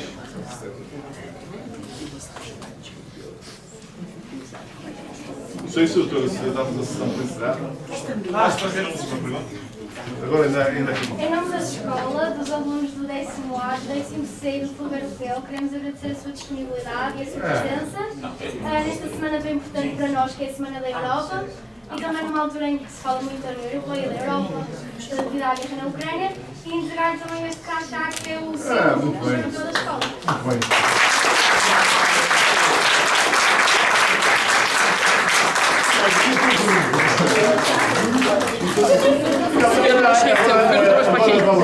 A primeira fila, zangada por ter falado toda a sessão, quer fazer uma pergunta. Eu temos que dar a fazer uma pergunta. Eu vou fazer uma pergunta, então, de acordo com o presente e provavelmente para o futuro. Quero saber em que estado estamos em termos de Federação de Estados. Federação de Estados. Na União Europeia, a Federação de Estados é a ideia da Europa prosseguir na sua integração, é haver cada vez mais políticas comuns. Eu diria que isso, a prazo, vai ser inevitável. E que não vale que não. Se nós compararmos, retomem a conversa que eu tive no início, se compararmos a União Europeia de hoje com a União Europeia da sua origem, a União Europeia é hoje muito mais federalista do que era. Isto é, há muito mais políticas comuns na União Europeia do que existiam anteriormente. Eu diria que essa é uma coisa que se constrói, que não se proclama, mas se vai construindo passo a passo. E também é preciso que as pessoas estejam disponíveis para alinhar nisso. Porque vejam, há alguns temas essenciais, como a Federação, que dizer que a União Europeia seria um Estado. E depois ter repúblicas e Estados. Os Estados Unidos são um agrupamento de 50 Estados. Mas são os Estados Unidos da América, têm um exército em comum, a política em comum. Mas vejam que a maior parte dos europeus, até ao dia 24 de fevereiro, a maior parte dos europeus eram contra que os países aumentassem a sua despesa militar. Eu sei que depois do dia 24 de fevereiro, a maior parte dos europeus são a favor que os Estados aumentem a sua despesa militar. Mas quer dizer, nós até agora sempre vivemos na ideia de que tínhamos a NATO para nos defender em uma situação de guerra e que nós tratávamos da parte, vou dizer assim, da parte boa, que é a tal parte do progresso social, que era a parte melhor. Para sermos um Estado federado, temos que tomar conta de temos que ter uma política de defesa e uma política de segurança comum. Isso está a ser construído, mas vai demorar o seu tempo, não há nenhuma ilusão, porque os interesses estratégicos dos Estados-membros não são todos iguais, como dizem com os americanos.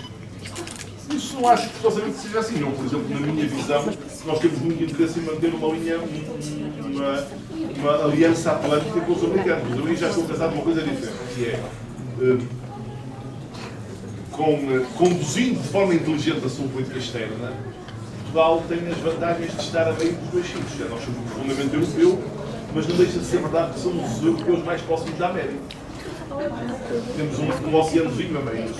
Mas somos europeus, nós temos vantagem numa visão atlântica das relações europeias. Temos vantagem nacional. Agora, se isto é fácil de executar, é mais fácil de lento mas nós temos interesse numa ligação profunda dos Estados Unidos. E vamos lá ver. O problema é outro. O problema é saber se nós podemos confiar nos Estados Unidos como parceiro do mundo ocidental. Sim, depende se nós pudéssemos escolher o presidente americano, nós podíamos confiar. Com o Sr. Biden, da presidente dos Estados Unidos, nós podemos confiar nos Estados Unidos como aliado. Com o Sr. Trump, quer dizer, quem confiar no Sr. Trump ainda tem menos juízo que ele, não é? Portanto, não é bem assim. Nós temos, não é por acaso. A presidência do Sr. Trump mostra que nós temos que ter uma política de defesa comum europeia que não dependa só da aliança dos Estados Unidos. Não é por acaso que os Estados Unidos minaram até o próprio processo inglês, no sentido... Mas foram os Estados Unidos do Sr. Trump. Está bem, eu quero saber, mas neste momento tem que acabar. Muito bem. Muito obrigado, então.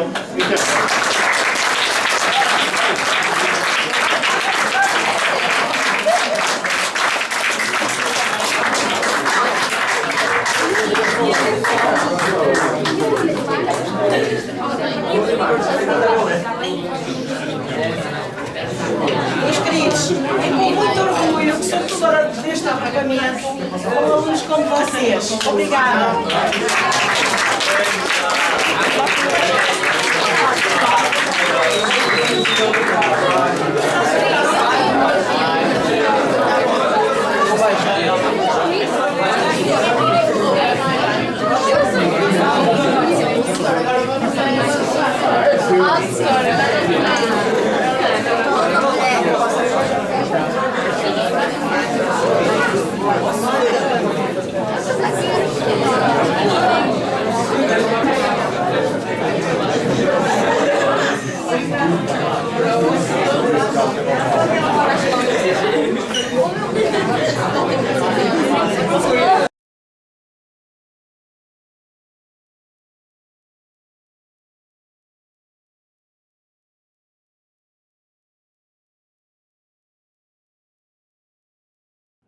Portanto, se entre os 10 e os 20 anos, ou entre os 8 e os 20, pelos vistos ainda está aí bastante forte e, portanto, vai continuar a ser.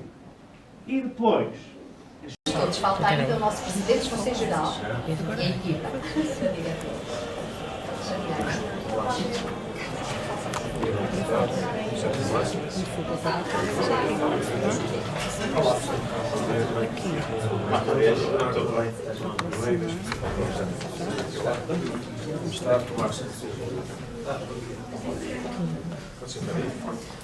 Tem qualquer lado mais?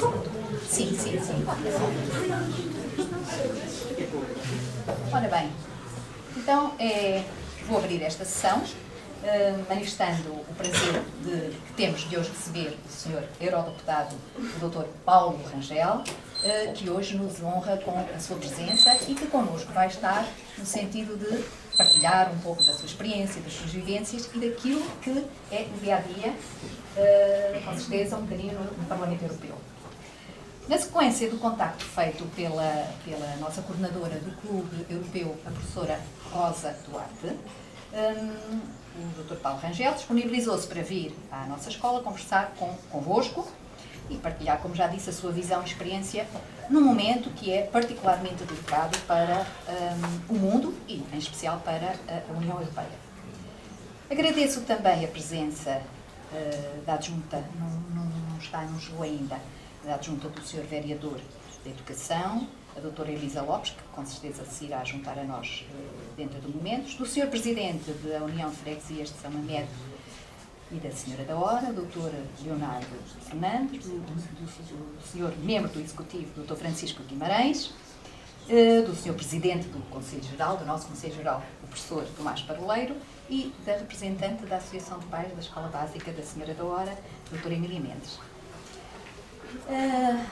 Os demais presentes, os alunos que eu já referi, das turmas que eu já referi, os senhores professores e os nossos alunos do curso de multimédia, os nossos jovens repórteres que connosco vão estar para acompanhar este momento, numa palavra especial de agradecimento.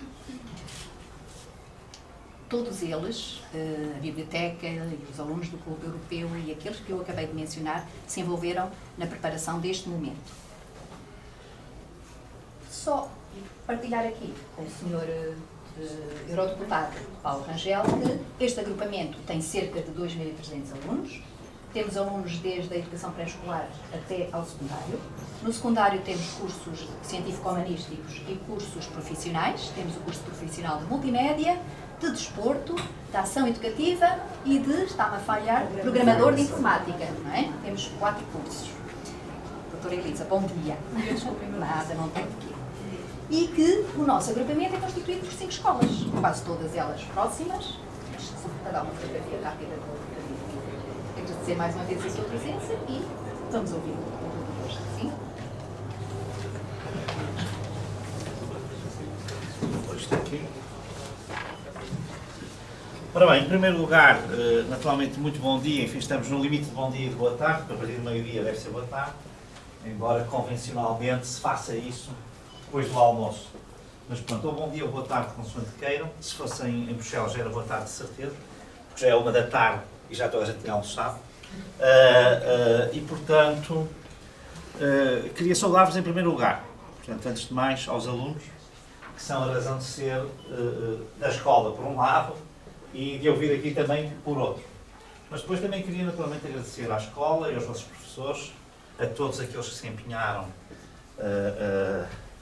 em organizar esta Semana da Europa e naturalmente também aqui saudar todos os presentes e ver também que a comunidade local está muito presente e viva nas atividades da escola, que é uma coisa fundamental, julgo eu, para a vossa experiência. Ora bem, eu fui convidado para vir falar aqui sobre a Europa e um pouco sobre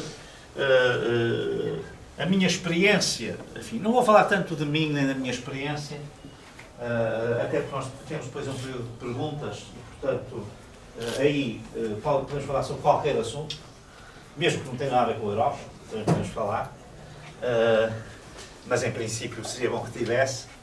Eu queria falar, vocês hoje, em primeiro lugar, queria dizer o seguinte, e talvez possam recordar isto para o futuro, que é a vossa geração de jovens é uma geração muito especial, porque ao contrário das gerações dos últimos 40 anos, vou dizer assim, já não digo 50, vai chegar aos 20 anos com experiências duríssimas que vão mudar a vossa maneira de olhar o mundo. Porque quando eram crianças, talvez sem total consciência, mas com certeza ouvindo sempre, passaram por algo que tem muito a ver também com a Europa, que foi a presença da Troika em Portugal, o que fez com que a generalidade das famílias, quase todas, tivesse que viver pior do que vivia antes. E naturalmente as crianças todas ouviam os pais, as mães e os pais a dizer, que é uma coisa que dizem sempre em qualquer altura, mesmo em alturas grandes, mas nunca dizem, muitas vezes não é verdade, é apenas para disciplinar as pessoas. E neste caso era mesmo verdade. É que não há dinheiro para isto, não há dinheiro para aquilo, não se pode gastar nisto, não se pode gastar naquilo, agora estou desempregado, ou agora tive um corte no salário, ou agora não há progressão nas carreiras e, portanto, vocês, sem total consciência, passaram por um período que está relacionado também, está relacionado com a má governação portuguesa, mas está relacionado com o facto de estarmos na Europa. Se nós não estivéssemos no euro, isso não teria acontecido, porque nós nunca nos podíamos ter endividado como nos endividamos. Portanto, nunca teríamos de estar sujeitos a um programa daqueles. Porque o país já há muito tempo teria tido sinais vermelhos e, portanto, o euro criou aqui uma ilusão, mas eu não vou explicar-se tecnicamente. Para mim, o que me interessa é a experiência humana de passarem por uma altura de crise económica muito grave. Não é grave, é muito grave. E depois ouviram falar, talvez menos, mas agora está outra vez aí, na crise dos refugiados. De repente, a Europa teve que receber milhões de refugiados, na altura, 2 milhões talvez, de uma vez só, gente que vem sem nada, que vem a fugir de guerras, no meio deles muitos também vêm sem nada, mas não vêm a fugir de guerras, vêm à procura de melhor trabalho. E isto que nós, e bem, com o nosso sentido humanista, achamos que temos que integrar toda a gente, mas quando as pessoas chegam, isto começa a ser um problema. E por isso é que às vezes já para aí muita gente a dizer bom, temos que receber toda a gente de uma vez só, não é fácil, porque depois quando as pessoas chegam, alguém vai ter de ficar sem trabalho para outros terem trabalho. Vai ter que se gastar muito mais dinheiro com as pessoas que vêm. E portanto, é preciso fazer isto consciente das implicações que isso tem. Mas quer dizer, essa crise migratória aqui em Portugal não se sentiu muito. E, portanto, talvez não, ao contrário da Troika, que mesmo não tendo consciência, porque eram talvez muito pequenos, vos afetou seguramente, e vão ter essa memória depois mais tarde. Esta foi muito importante. Depois tiveram uma coisa que isso ninguém tinha há 100 anos. Portanto, nem os que viviam nem os que eram jovens há 50 ou há 40, como eu, nem esses tinham, que foi a pandemia. E a pandemia foi uma coisa violenta para todos nós. Pelos vistos ainda está aí bastante forte e, portanto, vai continuar a ser. E depois, a experiência mais forte destas todas, que é a guerra na Ucrânia agora. A invasão russa e a guerra na Ucrânia. Portanto, se entre os 10 e os 20 anos, ou entre os 8 e os 20, está aqui uma geração de pessoas que passou por isto. Estas pessoas, e isto é uma coisa que vos quero dizer, que sendo má é boa para vocês, vão ter uma experiência de vida, quando chegarem aos 20 e aos 30 anos, que as gerações que foram jovens nos últimos 40 não tiveram.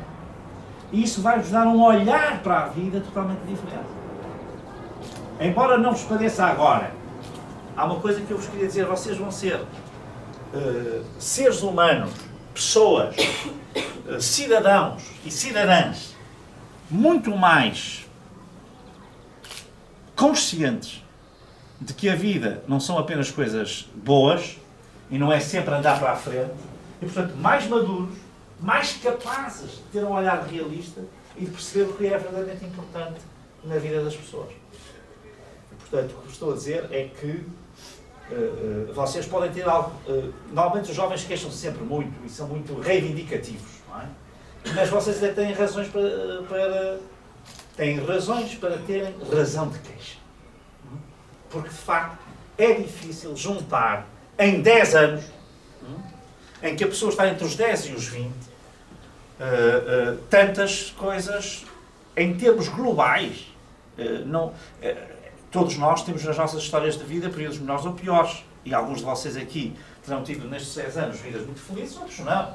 Porque há uma morte, porque há um divórcio, porque há uma doença, porque há uma situação de falência ou de insolvência, há um desemprego, pronto. Mas individualmente todos temos fases melhores ou piores. Agora, fatores globais que afetam todos ao mesmo tempo, concentrados em 10 anos, desde uma crise económica gravíssima, a uma crise migratória, a uma pandemia, e depois tudo para terminar naquilo que seria, talvez, apesar de tudo, mais difícil de tudo, uma guerra, isto é obra.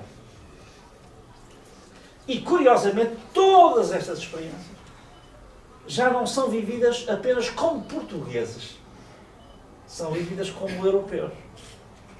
Portanto, isto são dimensões, são acontecimentos que mexem com cada uma e com cada um de vocês, que têm uma escala, em alguns casos até global, mas que foram vividas por nós sempre com a Europa muito presente. A Europa está hoje muito mais presente do que estava há 20 anos atrás ou há 30. Porque a Troika era um programa europeu, porque as migrações eram um problema europeu, porque uns países queriam receber, outros não queriam receber, uns queriam distribuir, outros não queriam distribuir, uns construíram muros, outros achavam que não sabia construir. Portanto, foi essa a discussão. A pandemia só foi ultrapassada, do meu ponto de vista, como foi, por causa da União Europeia, que começou a reagir muito mal, no início. Ninguém queria dar ventiladores a ninguém, ninguém tinha máscaras para dar, toda a gente fechou as fronteiras, mas depois, de repente, muito rapidamente, a União Europeia percebeu que, se não estivesse mesmo unida, não ia conseguir vencer isto. E só foi possível descobrir vacinas em tempo recorde, para vocês isto pode parecer normal, mas quer dizer, qualquer vacina contra uma doença demora 20, 30 anos a ser descoberta. E há muitas que se está a tentar descobrir há 100 anos e ainda não se conseguiu. O que aconteceu foi que foi gasto tanto dinheiro em investigação, e só a União Europeia, como tal, tinha capacidade para fazer isso, ou os Estados Unidos, ou a China, portanto, tem que ser grandes investidores, que conseguiram acelerar o processo, isto é, puseram toda a comunidade científica mundial da área a trabalhar basicamente só para aquilo. Portanto, foi possível. E foi possível comprar as vacinas. Que era outra coisa, Portugal nunca poderia ter acesso às vacinas se não fosse através da União Europeia. Porque não ia ter dinheiro para pagar a investigação e não ia ter dinheiro para comprar, ou pelo menos ia haver quem comprasse a melhor preço e, portanto, nós ficávamos sempre em último lugar. E, portanto, a União Europeia teve aqui um papel decisivo para conter isto. E depois tivemos a guerra, e a guerra é talvez a coisa mais importante. Porquê? Porque a maioria das pessoas em Portugal só pensa na União Europeia por causa dos fundos. Tem a atitude, não é, do pedinte, que é, venham mais fundos, e mais fundos, que depois nem se gastam, ou gastam-se mal, não é? Porque um país como a Irlanda, em 73, entrou na União Europeia há 50 anos, portanto, celebrou o Tratado de Adesão, fez 50 anos este ano, e depois, 1 de janeiro de 73, foi a entrada. Era um país paupérrimo. Quando nós entramos em 86 na União Europeia, a Irlanda era mais pobre que Portugal. E hoje a Irlanda tem um PIB per capita, isto é, uma riqueza por pessoa, superior à média da União Europeia e que vai aí nos 106, 110%. Portanto, está ao nível da Suécia ou da Dinamarca. Um país que era mais pobre que Portugal. Porquê? Porque recebeu tantos fundos como nós recebemos, mas aplicou-os não para políticas, aplicou-os em políticas de investimento reprodutivo. E aquilo que é suposto é, é o Estado receber fundos para deixar de precisar dos fundos. Os fundos são dados para a pessoa saltar, parte-se de uma base anterior e damos uns fundos para eles rapidamente se porem ao nosso nível. Nós não estamos a receber fundos há, basicamente, 40 anos, não é bem, mas enfim, e estamos na mesma. Aliás, estamos pior. Estamos hoje abaixo da média com que estávamos, com que já estivemos, bastante abaixo. Estamos a ser ultrapassados todos os anos. Portanto, aqui, toda a gente nos vende a ilusão, isto não é fazer política, é factos objetivos. Toda a gente nos vende a ilusão que nós estamos a progredir. Nós não estamos a progredir. Até a Roménia, que é um país paupérrimo, nos vai ultrapassar este ano. A Hungria ultrapassou, a Polónia ultrapassou, a República Checa ultrapassou. Porquê? Porque eles investem os seus fundos em coisas rentáveis. E em Portugal só se pensa nos fundos para sobreviver. Nós estamos viciados nos fundos. Quando nós devíamos usar os fundos para não precisar deles. No dia em que nós tivéssemos que pagar à União Europeia para lá estar, em vez de receber, isso era a melhor coisa que podia acontecer. Que era sinal que estávamos ricos, ou bastante mais ricos. E, portanto, todas as pessoas viriam melhor. Mas, enfim, isto não é para aqui fazer a apologia dos fundos ou do bom gasto dos fundos, é apenas para dizer, nós só pensamos nisso. Mas a União Europeia não foi criada para isso. Embora isso seja um fator importante. A União Europeia foi criada, e agora já todos estamos a perceber isso, para a paz. Porque nós, seres humanos, temos uma história multimilenar, não é secular, não é através dos séculos, de guerra entre nós. Faz parte daquilo que é a história humana. E, na Europa, nós estamos em guerra civil uns com os outros desde o tempo dos romanos. Ou até antes. Se formos à história da Grécia, já temos, não é? Temos aquele grande manual, aliás, altamente atual, em olhar para a guerra da Ucrânia. Se ler a história da guerra do Peloponeso, do Tucídides, rapidamente verá que os problemas são os mesmos, estratégicos, táticos, são exatamente os mesmos, sem tirar nem pôr. Aliás, há um grande intelectual português que é um especialista na guerra do Peloponeso e que todas as semanas põe citações várias, e se nós não soubéssemos que aquilo se tinha passado há muito mais de 2000 anos, julgávamos que estamos a falar de hoje, exatamente de hoje. Os problemas dos centros, do abastecimento, da guerra de informação, etc. Tudo isso. Portanto, a União Europeia nasceu porque nós andamos sempre em guerra.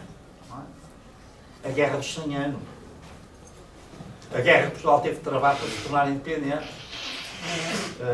As guerras que teve de travar quando restaurou a independência.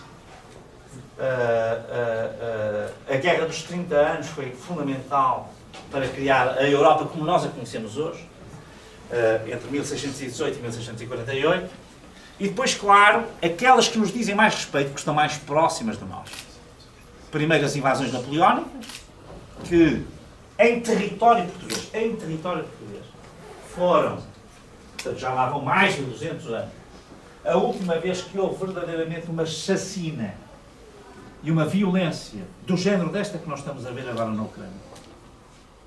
À sua escala, mas que foi, que eram desfeitas aldeias, morte de toda a gente, violadas as mulheres, raptadas as pessoas, e que era pelos dois lados, que é sempre os dois lados, não é só um. Quando vieram os franceses, destruíram tudo o que tinham pelo caminho. Quando começaram a fugir, destruíram tudo outra vez, porque estavam a ir outra vez para a França e tinham que se alimentar por aí fora e tal, portanto eram saques, saquear cidades, roubar, matar, violar, era...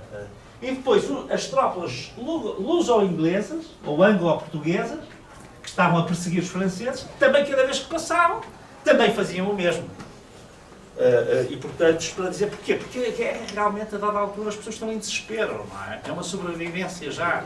E portanto já tudo a dada altura perde-se a noção de tudo. E portanto, independentemente de haver uns que têm uma causa justa e outros não, isto não quer dizer que os comportamentos de todos não sejam censuráveis. Não é? Por exemplo, aqui não há dúvida, não tenho qualquer dúvida. Aliás, fui dos únicos que disse sempre que esta invasão ia ocorrer.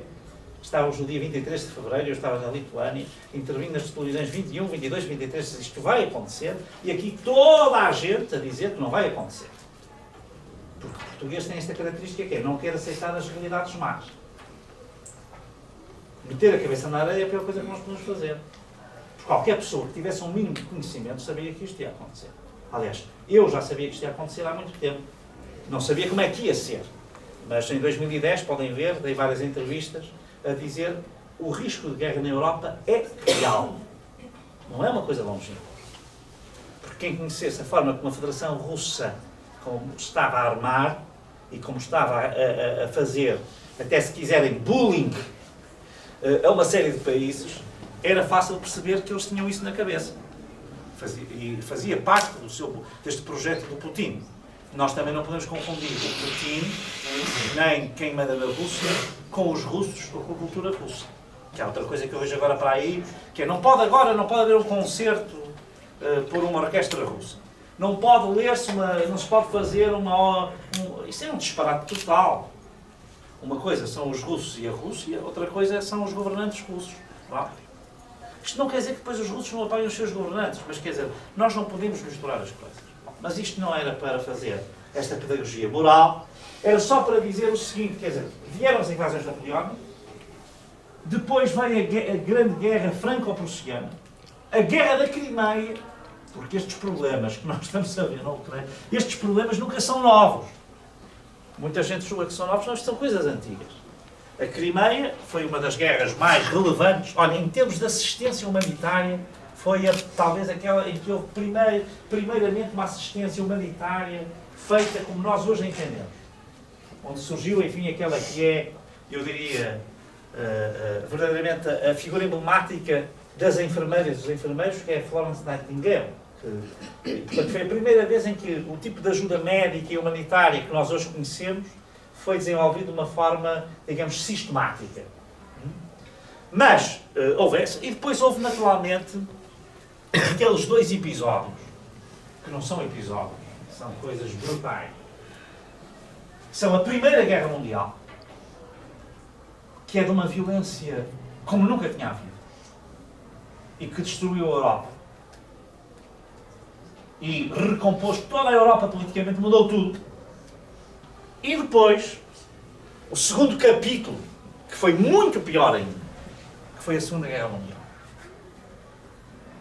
E depois da Segunda Guerra Mundial, vocês hoje, enfim, já viajam alguma coisa, mas enfim, com a avançada idade vão viajar com certeza muito mais, todos vocês, e vão ver aí muitas cidades que lhes parecem maravilhosas, mas elas foram reconstruídas, não havia nada. Foram feitas mais ou menos, ou quase como eram, mas não havia nada. Se forem, por exemplo, a Gdansk, na Polónia. Se virem o bairro histórico de Varsóvia, aquilo é como a Euro Disney. Aquilo foi tudo feito depois, exatamente como era antes. Isto, por exemplo, não aconteceu com Viena, não aconteceu com Praga, que basicamente não foram atingidas. Praga ainda houve um edifício que foi, e Viena também 2 ou 3, mas não foram. Mas se forem a Dresden, por exemplo, na Alemanha, que aliás fica entre Berlim e Praga, ou a Berlim, não sobrou nada. No caso de Dresden não sobrou mesmo nada. E lá está, para dizer que não são só os maus que fazem coisas más. Dresden foi bombardeado quando já estava a guerra ganha. Não havia nenhuma necessidade de destruir aquela cidade. Foi totalmente destruída, já quando era evidente que o Hitler ia perder. Mas pronto, entra-se nesta lógica de violência e foram os aliados, que estavam pelo lado certo, isso está fora de dúvida, que fizeram isso. Mas isso para mim também é um crime de guerra. Porque eu fazer uma destruição que é totalmente desnecessária é um crime de guerra. Se é do outro lado, também é do nosso.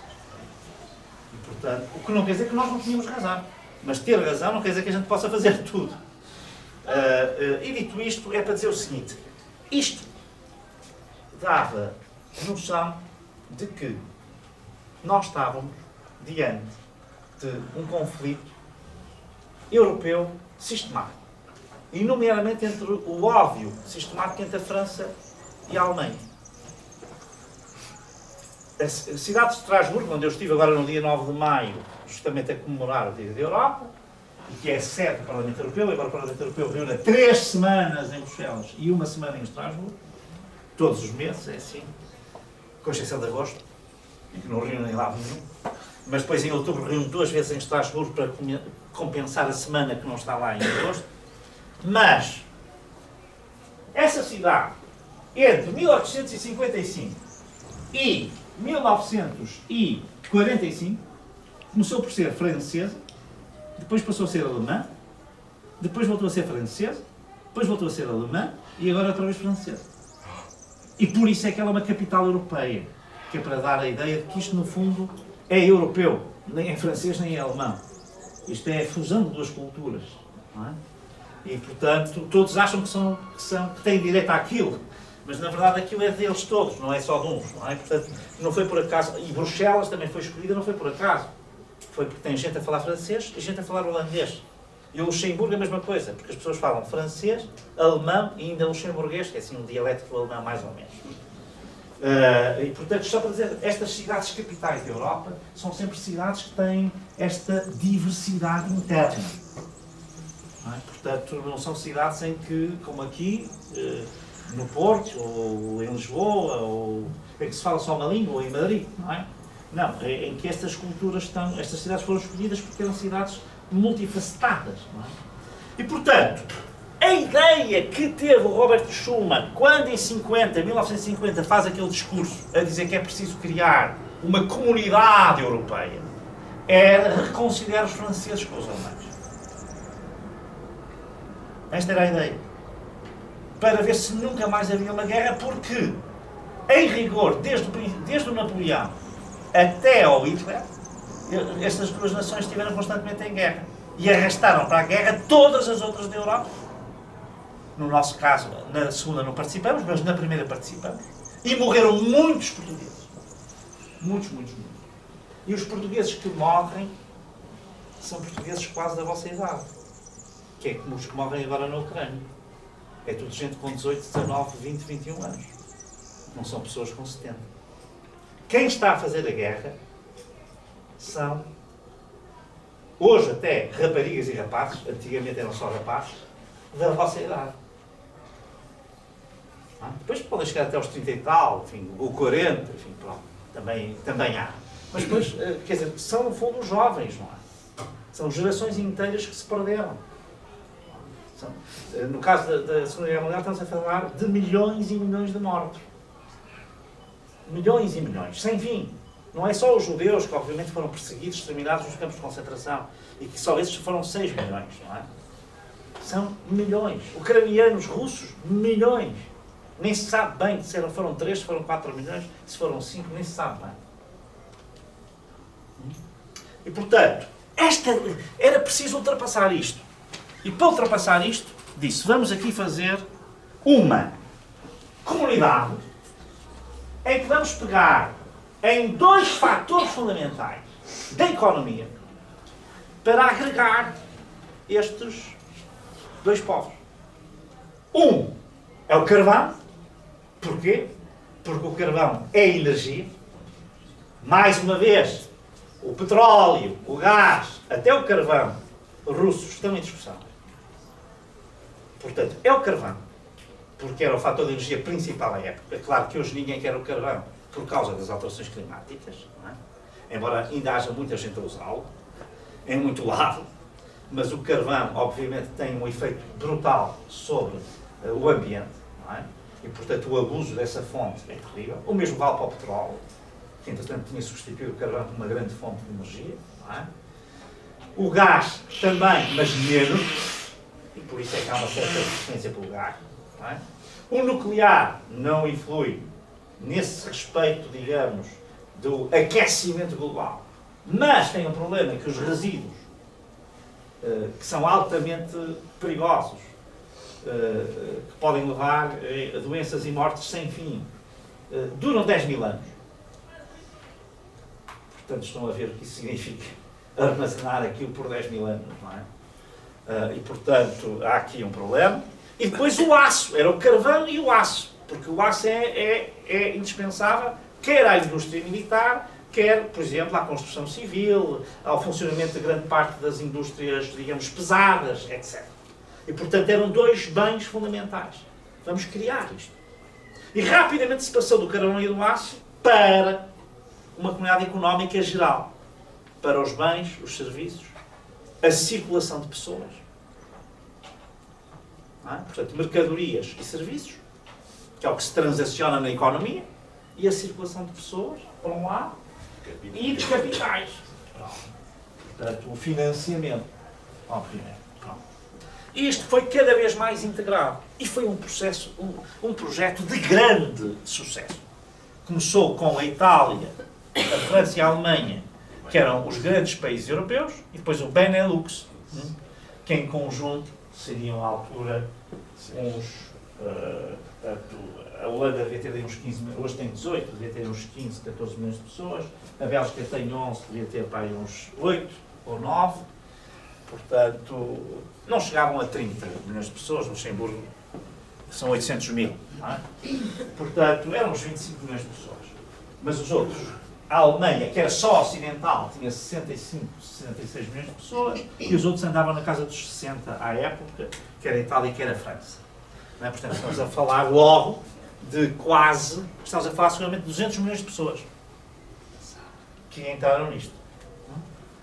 E, portanto, e depois isto foi, houve uma segunda adesão. Entrou a Irlanda, entrou o Reino Unido e entrou a Dinamarca. Muito importante a entrada do Reino Unido. Porquê? Porque o Reino Unido era também uma potência na casa dos 60 milhões de pessoas, também uma potência nuclear, também uma economia vibrante, E, portanto, era fundamental.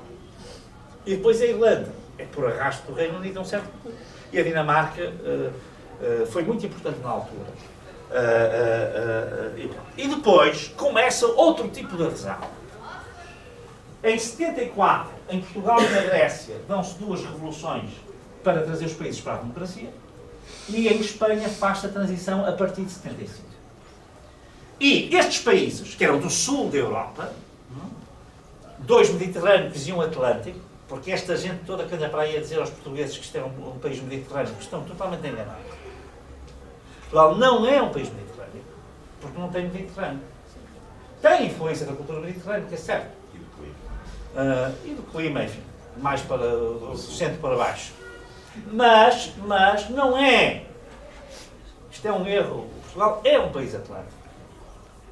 Até mesmo geopoliticamente isso teve consequências na história sempre muito grandes. No dia em que nós nos definimos como Mediterrâneo, nós passamos a ser parte da Península Ibérica unida como um Estado só. Não tenho qualquer dúvida sobre isso. É nosso perfil atlântico que nos distingue. Mas enfim, isso é outra história, não interessa para aqui. Pois isso é mais geopolítica do que a União Europeia. Mas estes 3 países, porquê é que entraram um em 80 e os outros 2 em 86? Porquê? Para consolidar os processos democráticos. Foi uma coisa fundamental. Se a Espanha, a Grécia e Portugal hoje são democracias, isso deve-se muito à entrada na União Europeia. Porque eles tinham dado os passos todos para serem democracias. E as coisas não estavam a correr mal. Mas faltava uma espécie de seguro de vida que garantisse que as coisas não vinham para trás. E a entrada neste clube europeu, que era um clube de prosperidade económica e de democracia clara, deu a estabilidade suficiente para os países avançarem e andarem para a frente. E se manterem como democracias saudáveis, que é o que são hoje. Todas as democracias são imperfeitas. Não vale a pena a gente. Há sempre abusos. Por isso é que nós temos tribunais, por isso é que nós temos procuradores da República, etc. Por isso é que nós temos nos parlamentos controle da oposição. Tudo isso, há sempre abusos. Mas os abusos são limitados. E as pessoas veem os índices democráticos nestes países são bons. Depois há 3 países que fazem também um movimento muito importante, que é a Áustria, a Finlândia e a Suécia, que eram países neutrais, ou seja, na Guerra Fria nem estavam com os Estados Unidos, nem estavam com a União Soviética, embora o seu modo de vida fosse igualzinho ao dos Estados Unidos, pronto, mas eram neutrais, e resolveram dar o passo para a União Europeia. Estes países tinham menos problemas porque eram democracias mais que estabilizadas, como nós somos hoje. Não é? Portanto, se nós tivéssemos que entrar hoje, a questão democrática e do Estado de Direito e das liberdades fundamentais nunca seria uma questão. Não é? Como não foi já em 86. Essa não era a questão. Mas foi muito importante para reforçar isto. E depois, muito importante, muito parecido com o que se passou com Portugal e Espanha, foi a adesão de 2004. De 8 países de leste, não é? A Estónia, a Letónia e a Lituânia, a Polónia, a República Checa, a Eslováquia, a Hungria e a Eslovénia. E depois Malta e Chipre, que no sul faltavam, que eram 2 pequenas ilhas, uma com 400 mil pessoas, outra com quase 1 milhão, que não esqueça pequenas, e que foram também integradas. E depois, em 2007, a Roménia e a Bulgária, também do Bloco de Leste, e essas mais difíceis, ainda hoje mais difíceis, estavam mais longe daquilo que eram os padrões, digamos, económicos e até democracia europeia. E depois, finalmente, a Croácia em 2013. Estes países todos vieram para a União Europeia para garantir a paz, para garantir a segurança, mas também para garantir a sua própria democracia. Isto foi um valor, porque paz e democracia estão ligadas de alguma maneira. Não há uma equação total, mas estão ligadas. Portanto, isto é só para vos dizer que a União Europeia existe mais para estas coisas fundamentais. Para a paz, e para a liberdade, e para os direitos fundamentais. Não é tanto para a economia ou para os fundos, por isso é que eu falei nisso há pouco. Embora isso seja muito importante, porque para haver paz e para a democracia se manter, é importante haver progresso e prosperidade. Foi o Papa Paulo VI que disse uma vez uma coisa muito acertada disse, o progresso, isto é, o bem-estar económico, é o novo nome da paz. Isto é, se as pessoas viverem bem, a tendência para fazer guerras será menor. Não quer dizer que ela não existe, mas será menor. E, portanto, é também importante. E por isso é que a comunidade era económica. Fez-se a paz pela via económica. Só que nós chegamos a 2022 e estamos em guerra. Aqui, nesta introdução que fez a vossa professora, ela disse uma coisa com que eu não estou de acordo. Que é, disse assim, que é, a guerra afeta muito a União Europeia. Eu diria assim, a guerra afeta muito a Europa, mas curiosamente não afeta muito a União Europeia. Pelo contrário, a guerra, nós não queríamos guerra em caso nenhum, mas ela criou uma consciência europeia na União Europeia. Quer dizer, ela teve o efeito contrário do que o Putin queria. O Putin queria dividir-nos. E nós, quando percebemos que o nosso modo de vida, com essas liberdades, com esses direitos fundamentais, com paz, com estabilidade, com segurança, com dificuldades como nos tempos da Troika, mas quer dizer, apesar de tudo, comparado com o resto do mundo, isto é 1000 vezes melhor. Se nós formos ao centro da África, se formos ao Bangladesh, se formos à Indonésia, se formos, enfim, à Bolívia ou ao Peru, nós vemos que nós vivemos muito melhor que todos eles. E, portanto, as pessoas tomaram consciência, não, este modelo, que é um modelo que funciona bem, tem as tais imperfeições, tem as tais dificuldades, há sempre gente que precisa de ajuda, claro que há, mas este modelo é um modelo no qual nós nos devemos. E agora vejam, até a Finlândia e a Suécia, que não queriam entrar na NATO, eram neutrais, já querem. Porque sentiram que estão ameaçados. E o que está ameaçado não é apenas o território, é o modo de vida, é a liberdade das pessoas, é o bem-estar, é o respeito pelos direitos fundamentais, é o Estado social que procura ajudar os que têm mais dificuldades. É tudo isso. E, portanto, a União Europeia, e com isto eu termino, e depois respondo a todas as vossas perguntas, durante aí, vá lá, uns 40 minutos, 40